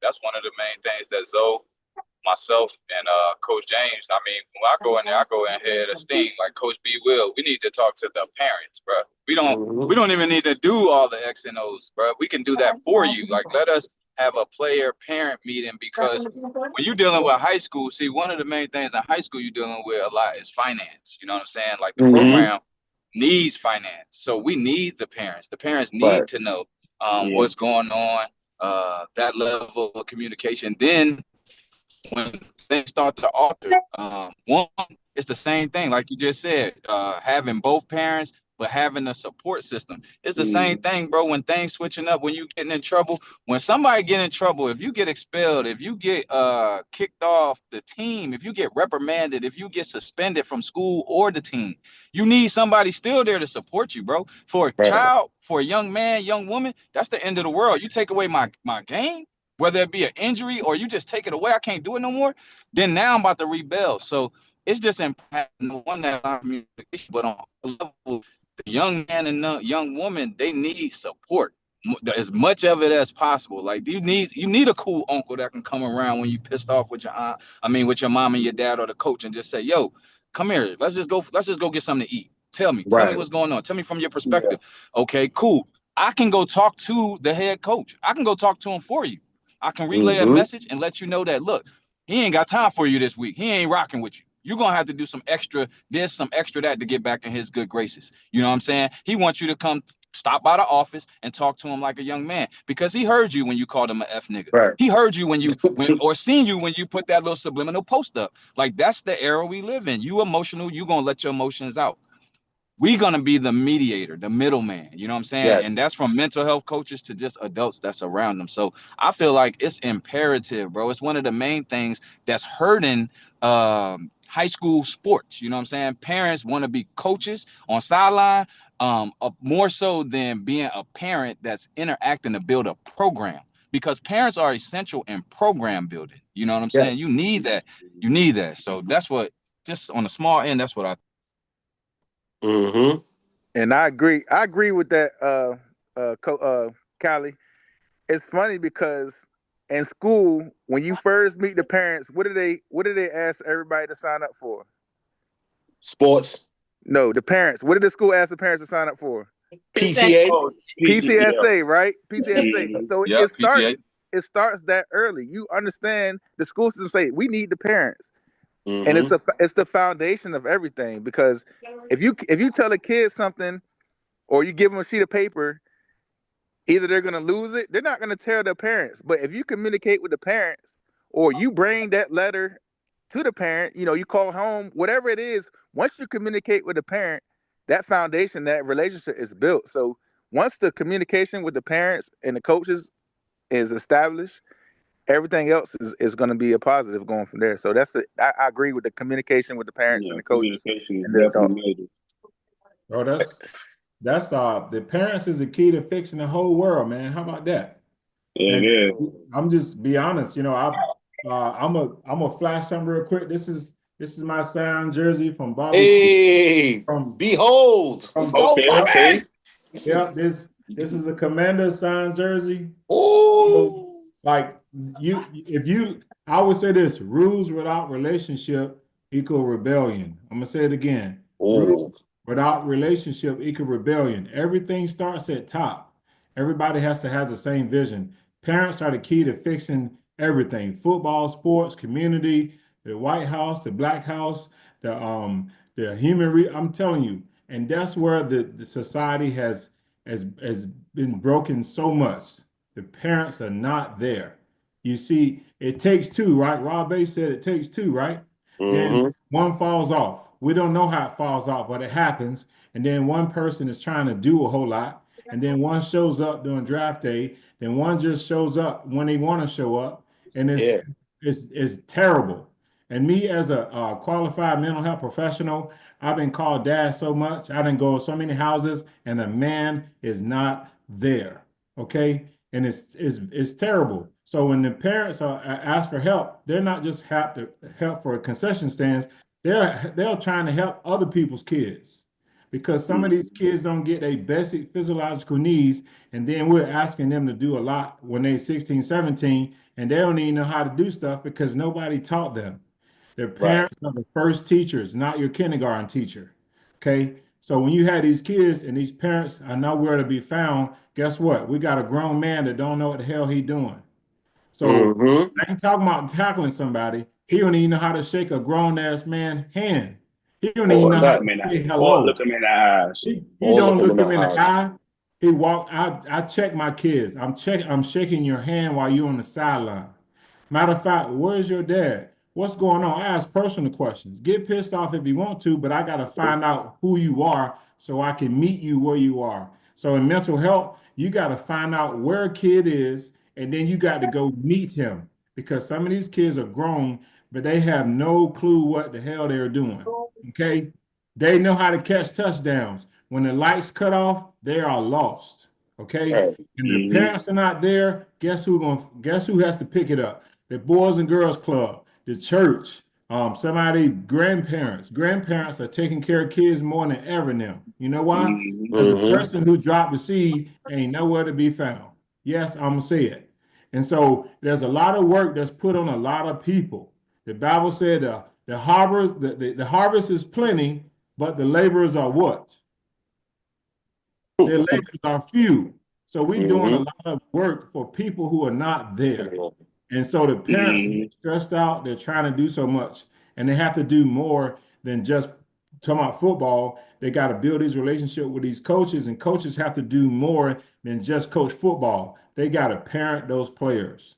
So hats off to everybody that's being a parent, and those kids are not yours, but biblically, they are yours. So, but everything starts at the top. If we got to talk to B. Will on the side, hey, look, man, let us do this so we can help the kids. You want to build a program? We need to be able to connect with the parents. And if you get the support of a lot of women, then programs are going to run. I'm gonna be honest with you. Women run a lot of stuff behind the work scene. So you got to let these women help, because the man is here and there. I'm just sorry. They're there sometimes, and they're there. Sometimes they're there, and sometimes they're not. But you know that woman's going to show up, because she's not going to leave her kids stranded like that. So we have to be able to work together. So us as men, we have a lot that we have to do, man. But we're doing a whole lot, and we can't be everywhere at one time. But that woman's going to be there. So that parenting part is the key that fixes everything, not just football. Hey, Pops, I gotta hop off real quick, but I mean, I definitely want to say thank you. And I want to stay in contact with TJ, and really, with just to interact with the team, because, I want to kind of send some Bucks gear to some kids that need hope and some kids that are doing the right things. You know what I mean? And I don't want it to be like the best player. I want the kid that's like, he just consistent. He don't miss nothing. And the kid that does miss, though. Because, hey, you know what I mean? You got to feel love, too. For that right there, just get in contact, stay in touch with Zoe. We'll do, because we like to do mental health superlatives. So we got you. Okay, yeah. And TJ, you know, I definitely want to stay in contact because, like, you know, I've gotten 5 young black men jobs in the NFL because I'm always looking for young brothers who, like, whether you make it or not in the league, I want you to be in the league for 13 years. I mean, for 30 years. Like, I've been in the league for 14 years. I got a Super Bowl ring, right? And, you know, and I ain't took one hit yet. Yeah, fire.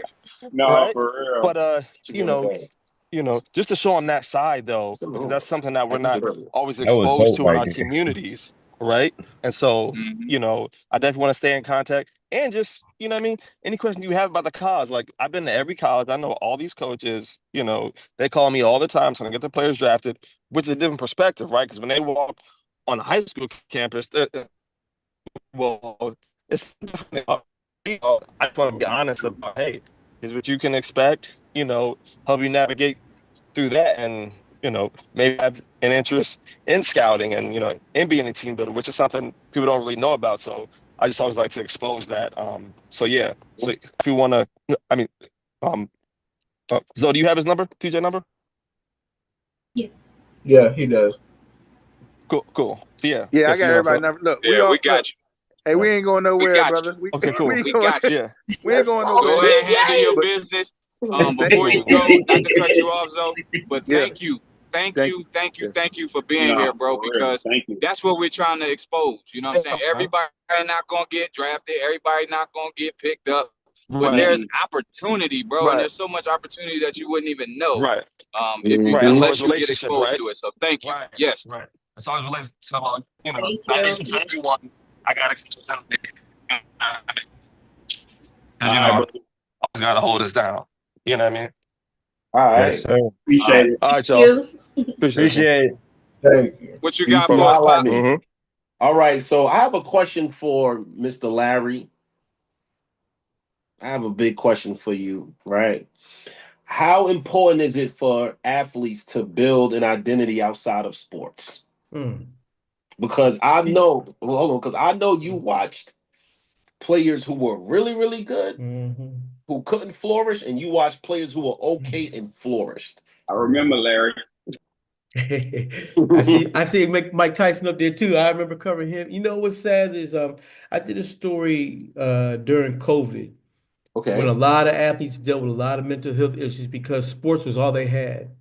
And when sports was taken away, they didn't know how to respond. And hearing some of these kids, and you know, sadly, it was mostly the black kids who that all they had was sports. They didn't know how to function. Their grades fell because you know, first of all, you're trying to learn Zoom. There's no athletics; it was taken from you. You don't know what the kids' home life was like and how they're trying to deal. And so a lot of kids, even for myself, sports was the only thing that got me into school. The only thing that kept me at school. I was a Division I track athlete, but if it wasn't for sports, I wouldn't have stayed in school. So for a lot of times for kids, when they fail in sports, it's going to trickle down to everything in life. It's going to trickle down to their home life. It's going to deal with their attitude. It's going to deal with their school. It's going to deal, you know, that's what a lot of kids get into gangs because they can't find love nowhere else. And that's where they find love. And, you know, every kid is looking for love. And if they can't find it, you know, and they lose their identity in sports, you know, I talk to a lot of athletes who get injured. And the hardest time for them is going through that year, not being able to get on that field, not being able to play, not be able to shine. Friday night comes, they're sitting on the sideline. Friday night comes, they might be in the stands. They've lost their identity, and that trickles down to a whole lot of other things that mess the person up. And like I said, you know, man, any athlete who's come through Hampton Roads since 2000 to now, I've covered. And I've seen some of the, I thought they were can't miss NFL, NBA players. And then other ones who made it, I'm like, wow, okay. But that's you talked about before about having the parents behind you and having that mother and that father to be able to pull the kid through. And they're the ones that have to help that kid realize their identity and realize their identity isn't in sports, it's in themselves. They got to find it within themselves. I can't tell you the number of kids that I interview, and I try to make sure I ask when I'm doing an interview on a kid. I say, "Hey, where's your mother? Where's your father?" And sadly, with our kids, 80% of the time, 90% of the time, I'm always talking to women, no men. Wow. That's number is big. 90%. It might be 95. And what's real sad is probably 98. Yeah, it might be. I didn't want to go that high, but yeah, it might be. Look, you know.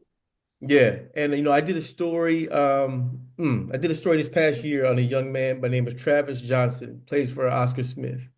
And the reason why I did the story wasn't because he was a great athlete. I did the story because his mother did everything to help this kid get recognized, taking him to camps almost every single week. She had one kid that was at West Virginia. She would leave the Oscar Smith game at 11 o'clock at night, drive through the night to West Virginia to go see her other sons. Then leave there and fly and take her son to what do you call it? Go visit another school, visit another school. Turn around. I mean, she's doing this not just one weekend. I'm talking, she's doing it all the time. So when I did the story on her and her family, and I said, hey, I waited. I said, hey, where's the father? He says, father's not there. But we know what happened. You know when the father shows up? When it's draft day. When it's draft day. That's when his father shows up. I go pro. Yeah, and go pro. That's when they show up. But the kids know. And yeah. So, going back to what your original question, yeah, sports is such an identity to a kid that if they don't make it, they feel like a failure sometimes, and that ends up messing up the whole lot of things in life. That's why it's so important to realize that sports is not everything. Sports can be your message, your vehicle to get to college, but don't make that your only thing. And this is a question, that's for my pros, right? Who played in the NFL, and this goes to the individuals who've played, that's collegiate sports. When it was over, when did you know it was over? Well, Cyril still playing. Me? I've been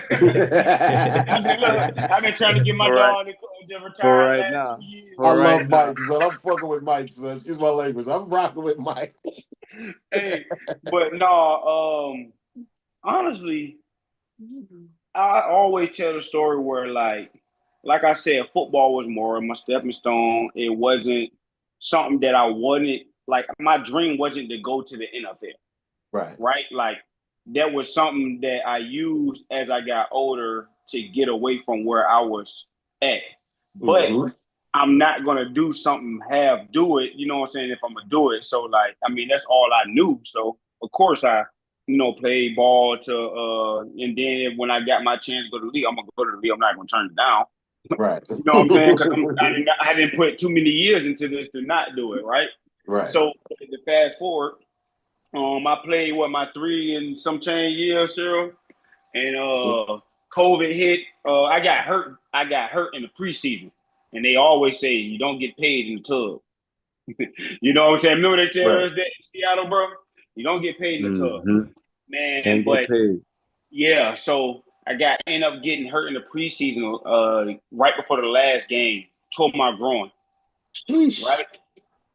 So then I'm already like, bro, I'm not even really thinking, obviously, COVID not here, right? So I'm like, shoot, I'm going to get back in shape. I'm going to go on a workout, you know what I'm saying? And I'm good. You feel me? I'm going to get back. Throughout that process, I was in the best shape of my life. For real, I was in better shape than when I went to the combine. Right. So I was like, then COVID hit.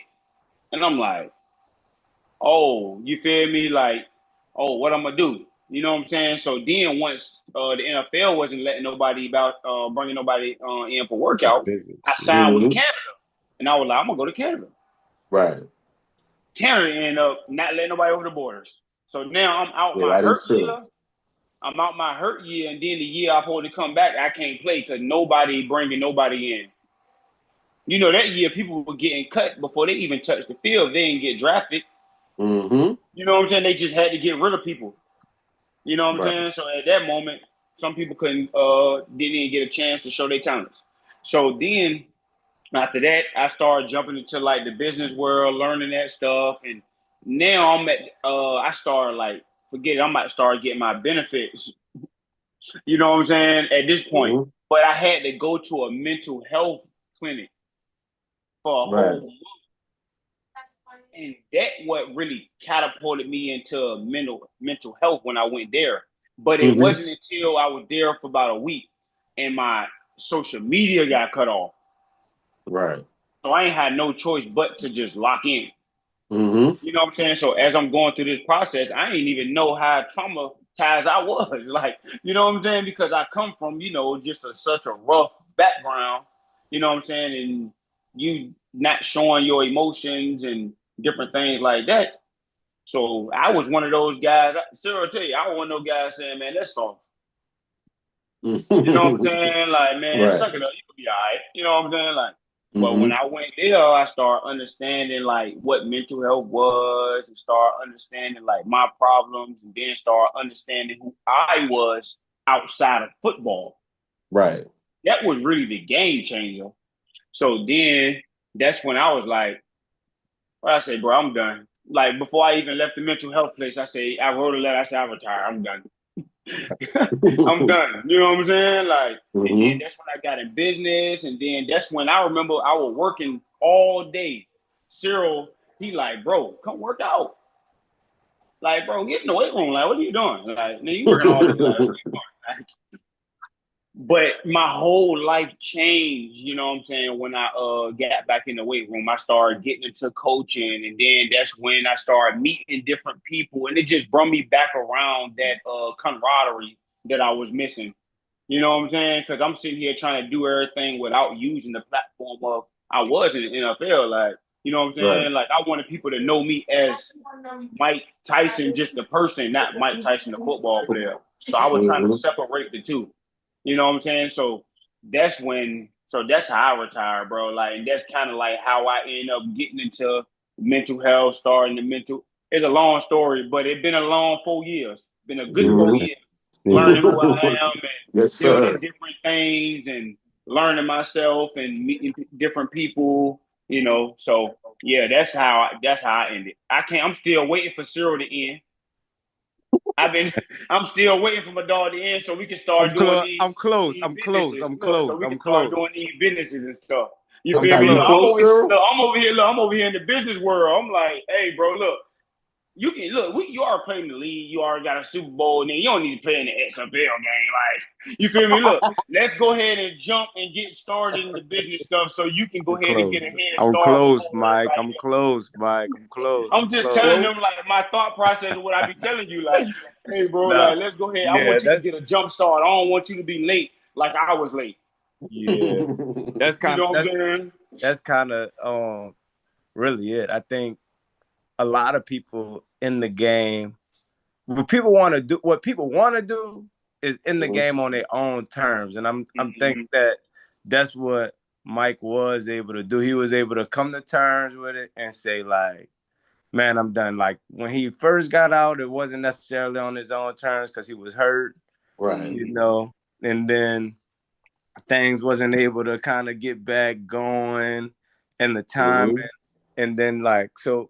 In ways, that's like God, you know, telling you like, okay, like the cloud is moving, if you will. Right. And so I think that's how it is for me a little bit right now too. It's a mix between a few things why I kind of still am playing. But last year was gonna be like my last year, and then my son kind of was like, he think daddy a coach, right? So I'm like, so he just want to coach for real. So I was like, nah, like, you know, daddy play, yeah. Daddy can go right now. So it was a mix between that, not having all the business stuff that I've been setting up, get into, and then like the calls still coming. you know, in some ways. So I'm like, okay, man, while I still got the ability, you know, I might as well be out there. And then, so the reason why I'm playing in the UFL is because a coach who I really respected had called me and was like, you know, come and play for me. It didn't necessarily go exactly how I thought it was going to go. Right. But I respect it. And then I guess our season went so bad last year. And like, I've literally won in every league or anything I ever done. And we were so bad. I'm like, I can't go out sad 1-9. So I got to play again. Yeah. You said So, 1-9 is crazy. 1-9, I can't go out a loser, man. Like, that's not the way you want to finish. But I think, I guess to answer the question about having a passion or identity outside of the game is so important. First of all, like, football or sports is just a microcosm of the world of what we live in. Is here today, is gone tomorrow. It's the next man up. It teaches us everything that we need to know about life, if you will. But like, eventually it comes to an end. And I think that when you win it, you never see it that way.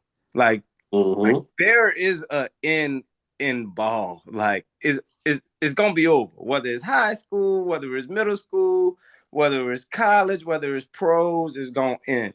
And I think that knowing that, like, I've always had that reality in my mind.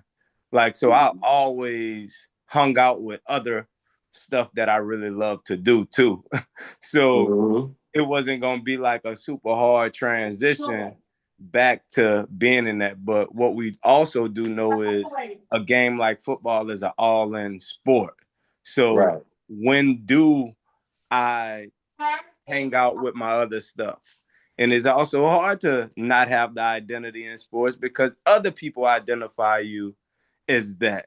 You know, they ask you how your day was. They not asking you, you know, about the 13 hours you was away from work. They was asking you how practice was, you know, and you know, that's really what you feeling too. How your day was, man. It wasn't a good day, man. I dropped 3 balls. You know, but man, I gave a guy some money. I had a good conversation. You know, I started to get like, don't talk to me about football. Don't ask me about work. Because first of all, I was playing with Tom Brady too, so they wasn't asking me about me. Man, how has it been in the locker room? Tom Brady. Excuse me. Can you ask me about me? You know, so it is hard not to identify with that, but I think that comes with setting your boundaries too, though. Like, you have to set those boundaries around yourself where you're like, hey, like, I understand you at all, but look, ball is good. I know, answer that question, but man, I'm dealing with XYZ, or this is where I'm at. These are the other things that, you know, and really tap into those things because it is important, man. Like, man, imagine me being super all in football and forgetting about my family. Forgetting that I'm a dad, you know, being all in with football and forget about my friends and forget that I got to go to church on Sunday and stuff like that, you know. So definitely identifying with those things. And then with the transitioning, like paying attention to the signs and where you're at and moving based on like your faith. Like, faith, like, is, where is God leading me right now? What voice am I hearing? And moving at that speed. Like, somebody told me the other day, I was like, you know, Miss Angel, my head coach wife, I'm like, Miss Angel, you know, this is my last season. I ain't go, no, baby, don't say that. You know, just give God some time. I'm like, look, I'm listening to God say I'm done. My neck be hurt. I'm getting old. My neck be hurting when I wake up in the morning. I'm pulling muscles that I don't know about. Like, done. Year 10 is still under 30, 35. Yeah. There's so much life to live. Like, I think what you're saying right now, Cyril, fellas, real quick. what happened? Who that? Real quick. This is something I forgot to do. And this is something we always do. Because this, as men, a lot of times we don't do this, but I did want to do a quick check-in with everyone. Is there anything that we need to talk about mentally? Anything going on in your life that we need to talk about? We do like to do that. So this is a safe space. Does anyone have anything going on that we may need to discuss? Because this is what we're here for.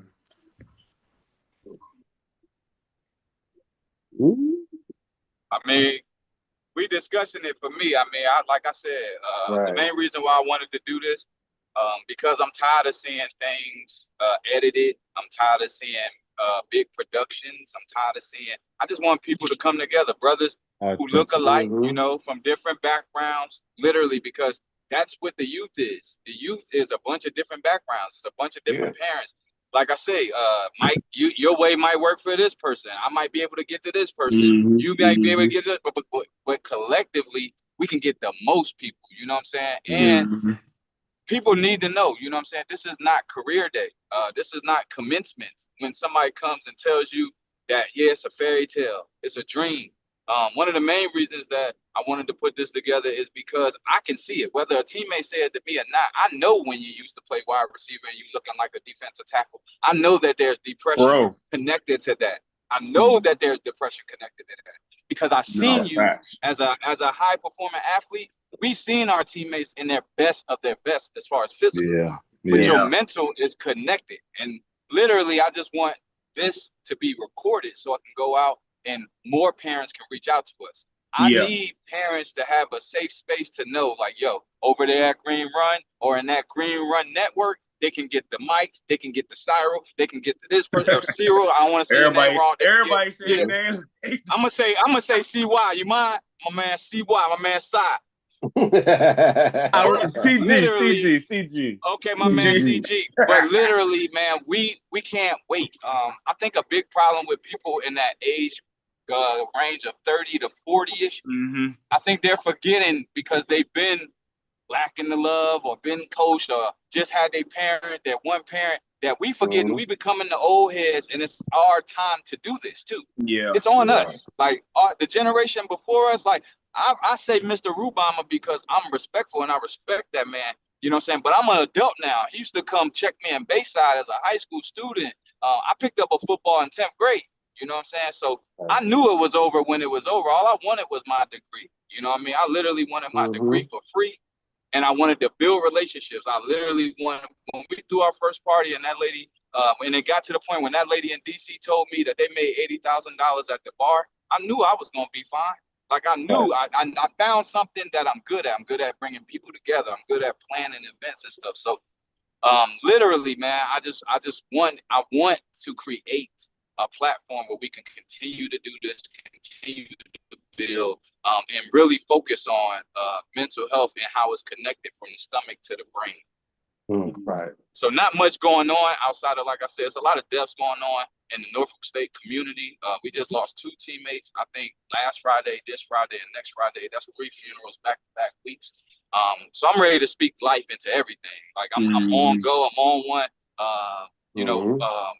We're trying to get things on the back end with Mike. You know what I mean? He just had a flag football tournament. I still haven't met this brother, but it's literally, it's been tough, bro. For that mental health flag football. Like grown men crying. See grown men crying, like literally breaking down, and you didn't have no time to prepare. Like you found out your brother was dying on Monday. He died on Sunday. You know what I mean?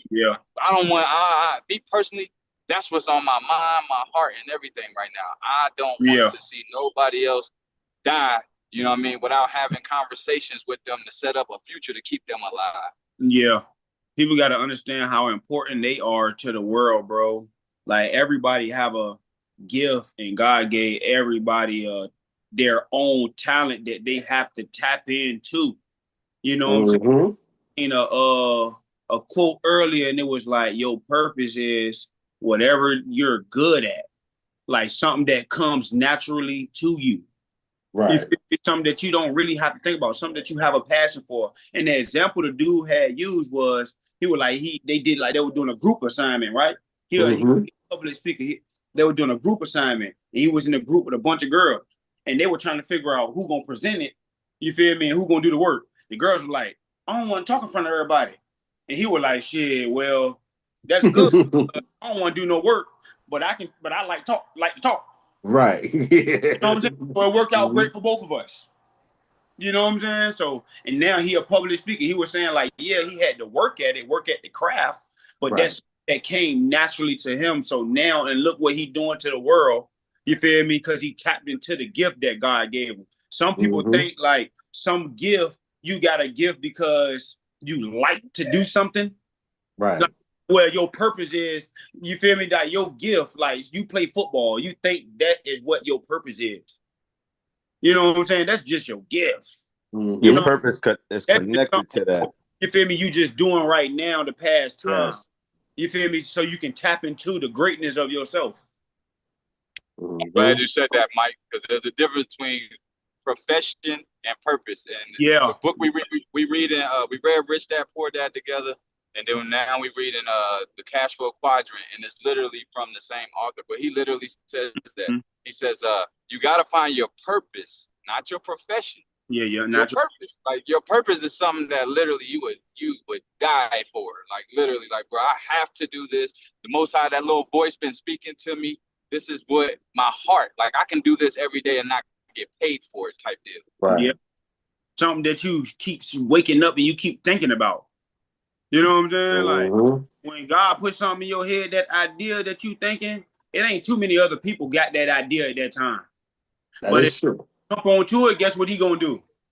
Go get to somebody else. And if you don't want to tap into it there, he'll let somebody else tap into it. And you can watch them something that you like, dang, bro, I was thinking about that a year ago. Yeah. Yeah, that's scripture. Scripture say anybody else, I know that these guys we started at 6:30, not to cut y'all off. I know I'm getting but we're gonna be done tonight. We ain't gonna be on CP time because I wanted to just get everybody's feet wet. I wanted to get this over with, but I want to do this monthly, man. Like I like when I say I appreciate it, that's why I wanted it to be virtual, because we all are committed. And this is what happens when you are committed. You might be on the road, you might be here, you might be there, but we all have an immense amount of experience, a multitude amount of it, but we also have voices in the 757 and abroad. I want to continuously show our athletes, you know what I mean, especially being a 757, being a hub. I want to show them the fraternity in football. I want to show them what happens. You know, you play D1A. We ain't play D1A. We play D1AA. But now as men, it's all over. We need to help. We got to help each other. I got to depend on Mike. Mike got to depend on me. I got to depend on Zoe. Bills got to be paid at the end of the day. Careers got to be made. We have to have financial literacy. We have to have emotional intelligence. We have to have support systems and councils. Use a quick example today before we get up out of here, but just that mental mile. If something's going on between Zoe and I, you have to pick who's gonna be your counsel, but somebody that can talk you off the ledge, bro. Somebody that can talk you off the ledge. Don't let no female, don't let no domestic violence, don't let something that if it ain't gonna matter in 5 years, don't spend 5 minutes on it, bro. That is literally true. Like, bro, we have to have that emotional intelligence. So and I'm gonna shut up, but I just wanted to thank everybody. Hey, but bro, the realness of it is, did we walk a minimum mile today, bro? Did we walk one? Yes, we did. Yes, did we I have rode to call one and walk one. Did I have to call you, bro? I had to call you for that minimum mile, right? Yes, indeed. Yes, indeed. It's a backstory to that, but we're not gonna get into all that tonight. Nobody over here back in all day. Nobody bigger than the program. Nobody bigger than the program. So everything we preach, we gotta practice. Right. Yes. So if nobody else has nothing, to give like flowers. I said, I want to give my flowers out. Yes, thank you. Go ahead. Let me give my flowers out. I know we're wrapping up. TJ, to the parents, thank you all so much. Yes. Thank you so much for showing up. It's a blessing, Mr. Rubama. Thank you, Mr. Larry Rubama, a legend. He's so humble. All you gotta do, just Google him. Google him if y'all don't know about Mr. Larry Rubama. Right. Tyson. I know we met off of them, but we're connected forever, bro. Like, thank you for showing up and continue to lead the way, man. I appreciate you, brother. Pops, thank you for leading the call, man, and No always problem. Anytime. making it fun, bro. I appreciate you making it fun. Coach James, you already know. Behold the green and gold. I know you want to be a Nah, for real though, for real, brother. Appreciate it. One band, one sound. Kendall, thank you so much, man. Leaders Only Show. We'll plug that later. But Kendall, thank you for sharing your story, your transparency, man. It means a lot, and the young people need to hear it. So keep going, bro. CG, nice to meet you, bro. Thank you so much for continuing to show people that it's possible and having a plan. Once you make that exit out of the league, thank you for just showing people that it's important to have a plan after the league, and continue to show that it's possible. And last but not least, my brother Callie, Semaj, thank you for just being you, bro. Just being consistent. I see you driving back, man. People don't understand that you drive down every week for Spotsylvania traffic, whatever. One thing about you, bro, if you say you're gonna do it, you're gonna do it, and that means a lot, man. You lead by example, bro. So I appreciate all y'all. I'm gonna let Pops wrap it up officially though. All right. So all right, go ahead. Before you do Pops, hold on. Let me just say one thing, man. It's a blessing to be in a situation like this. Everybody know me, man. I don't like to be called no legend or none of that because of the things in my past wasn't for the right thing. But now, young brother, because I always bring the attention back to you, TJ, because you the highlight of the room, brother. You the one that's gonna follow up after us. We trying to, you know what I mean? We depending on you, brother. All right. So your integrity holds strong, man. That means a lot. So try to keep your integrity first in front, man, because you got to represent not only Green Run, not only your parents, not only your brand, but God is always looking at you, brother. Amen. Yes, sir. Thank All right? you. God is always looking at you, man. If nobody else recognize you, God gonna recognize you, brother. Amen. All right, Yes, sir. Hey, Pops, I love you, man. I'm glad to see you. I see you got some dreads, man. Yeah, I see you got the locks. All right. I got dreads and grays. And always Miss Hyde and Coach Hyde, man. I love y'all, man. I know it's crazy that I'm in the 757, but I work so much, man. But I'm making my mission to, oh man, you know I'm about to get back in there. It's the summertime. This is my weather here. Yes. And before we go, the last thing before we go, man, thank you to our production crew, man, who was able to get this Zoom straight to the YouTube. So we've been able to be on YouTube. We will be able to share the link and everything, man. But like everybody said, man, I just appreciate the Leaders Only team. Everybody just contributing, bro, because that's what it takes. It take a village to be great, bro. Yeah. You can be good on your dolo, but it take a village, you know what I'm saying? So thank you. And TJ, thank you for breaking the mold. This is a big season. This is a big season for him. He's coming off an injury, you know what I'm saying? The young man is a great kid, you know what I'm saying? And he's somebody who we lean on where you ain't got to say too much, you know what I'm saying? When the joking and the bickering is going on, he one of them people you could look at. Pitbull, one of them people you could look at. CJ, so thank you to DC for being up here. I hope you took that in, TJ, because you deserve one of them internships. If he's throwing out internships, we're going to get one of them internships. But for sure. Yeah, that's the power, though, bro. For sure. Yeah. That's the power of this beautiful game of sports, and just in the connections that you make, bro. When you get our age, you can lean on your brothers. You know what I'm saying? You can put that call in. Yo, I got 3 down here. Yeah. Give them a look. TJ, we're gonna call your ride. Don't text to the Tampa Bay Buccaneers.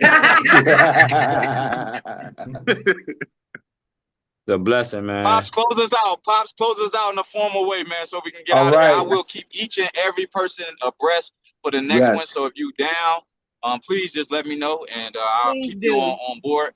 And I everybody else, if you got anything, if you want people too. Okay, cool. Yep. So and I sent some invites out to the Rubama family. So you have some more athletes and stuff coming in too. Austin Walker. I think you know Austin, don't you, TJ? You heard of Austin Walker? No, the basketball star from what's that? He go to one of them Catholic schools, but he going to a school in Philly, LaSalle. He committed to LaSalle. Yeah, Ashton. Okay. It's Ashton Walker. Yeah. Ashton. Yeah, Ashton. Yeah, from Bishop. Light He's skin. from Bishop Sullivan. Bishop Sullivan. Yep. Oh, so he a Catholic. Yeah, he in a Catholic school. He a 4-star, 5-star basketball coach. He a 4. His mom and Mrs. Hyde, they work together, so we know him for a while. Okay, yeah. Then he know. Okay. You know Shanita. I mean, Derek's wife. Yeah, that's a fact. But he a good kid, man. We got a couple people coming on. We got a gymnastics star. That's one of the rule bottoms. But he connected to that family, so yeah, man. So keep doing your thing, brother. Like I say, I can't commend you enough, man, because my brother is a hard boy. I tell you, Semaj is a tough turkey to mess with, boy. So he gonna be on you, man. But he's a realist, man. And the main thing you want to get out of this situation, because all these men that's on here, they giving you what people don't give you. You know, the real. We just like you, bro. We look just like you, bro. I'm tatted up, but I can fit in any room. Mm-hmm. All right. Just know that. All right. Yes, sir. Appreciate y'all again, man, for having me, man. I gotta go, man. My girl is on my back. It's all good, man. Pop's gonna take us out. All right. Take us out of here, Pops, take us out. I want to hear this.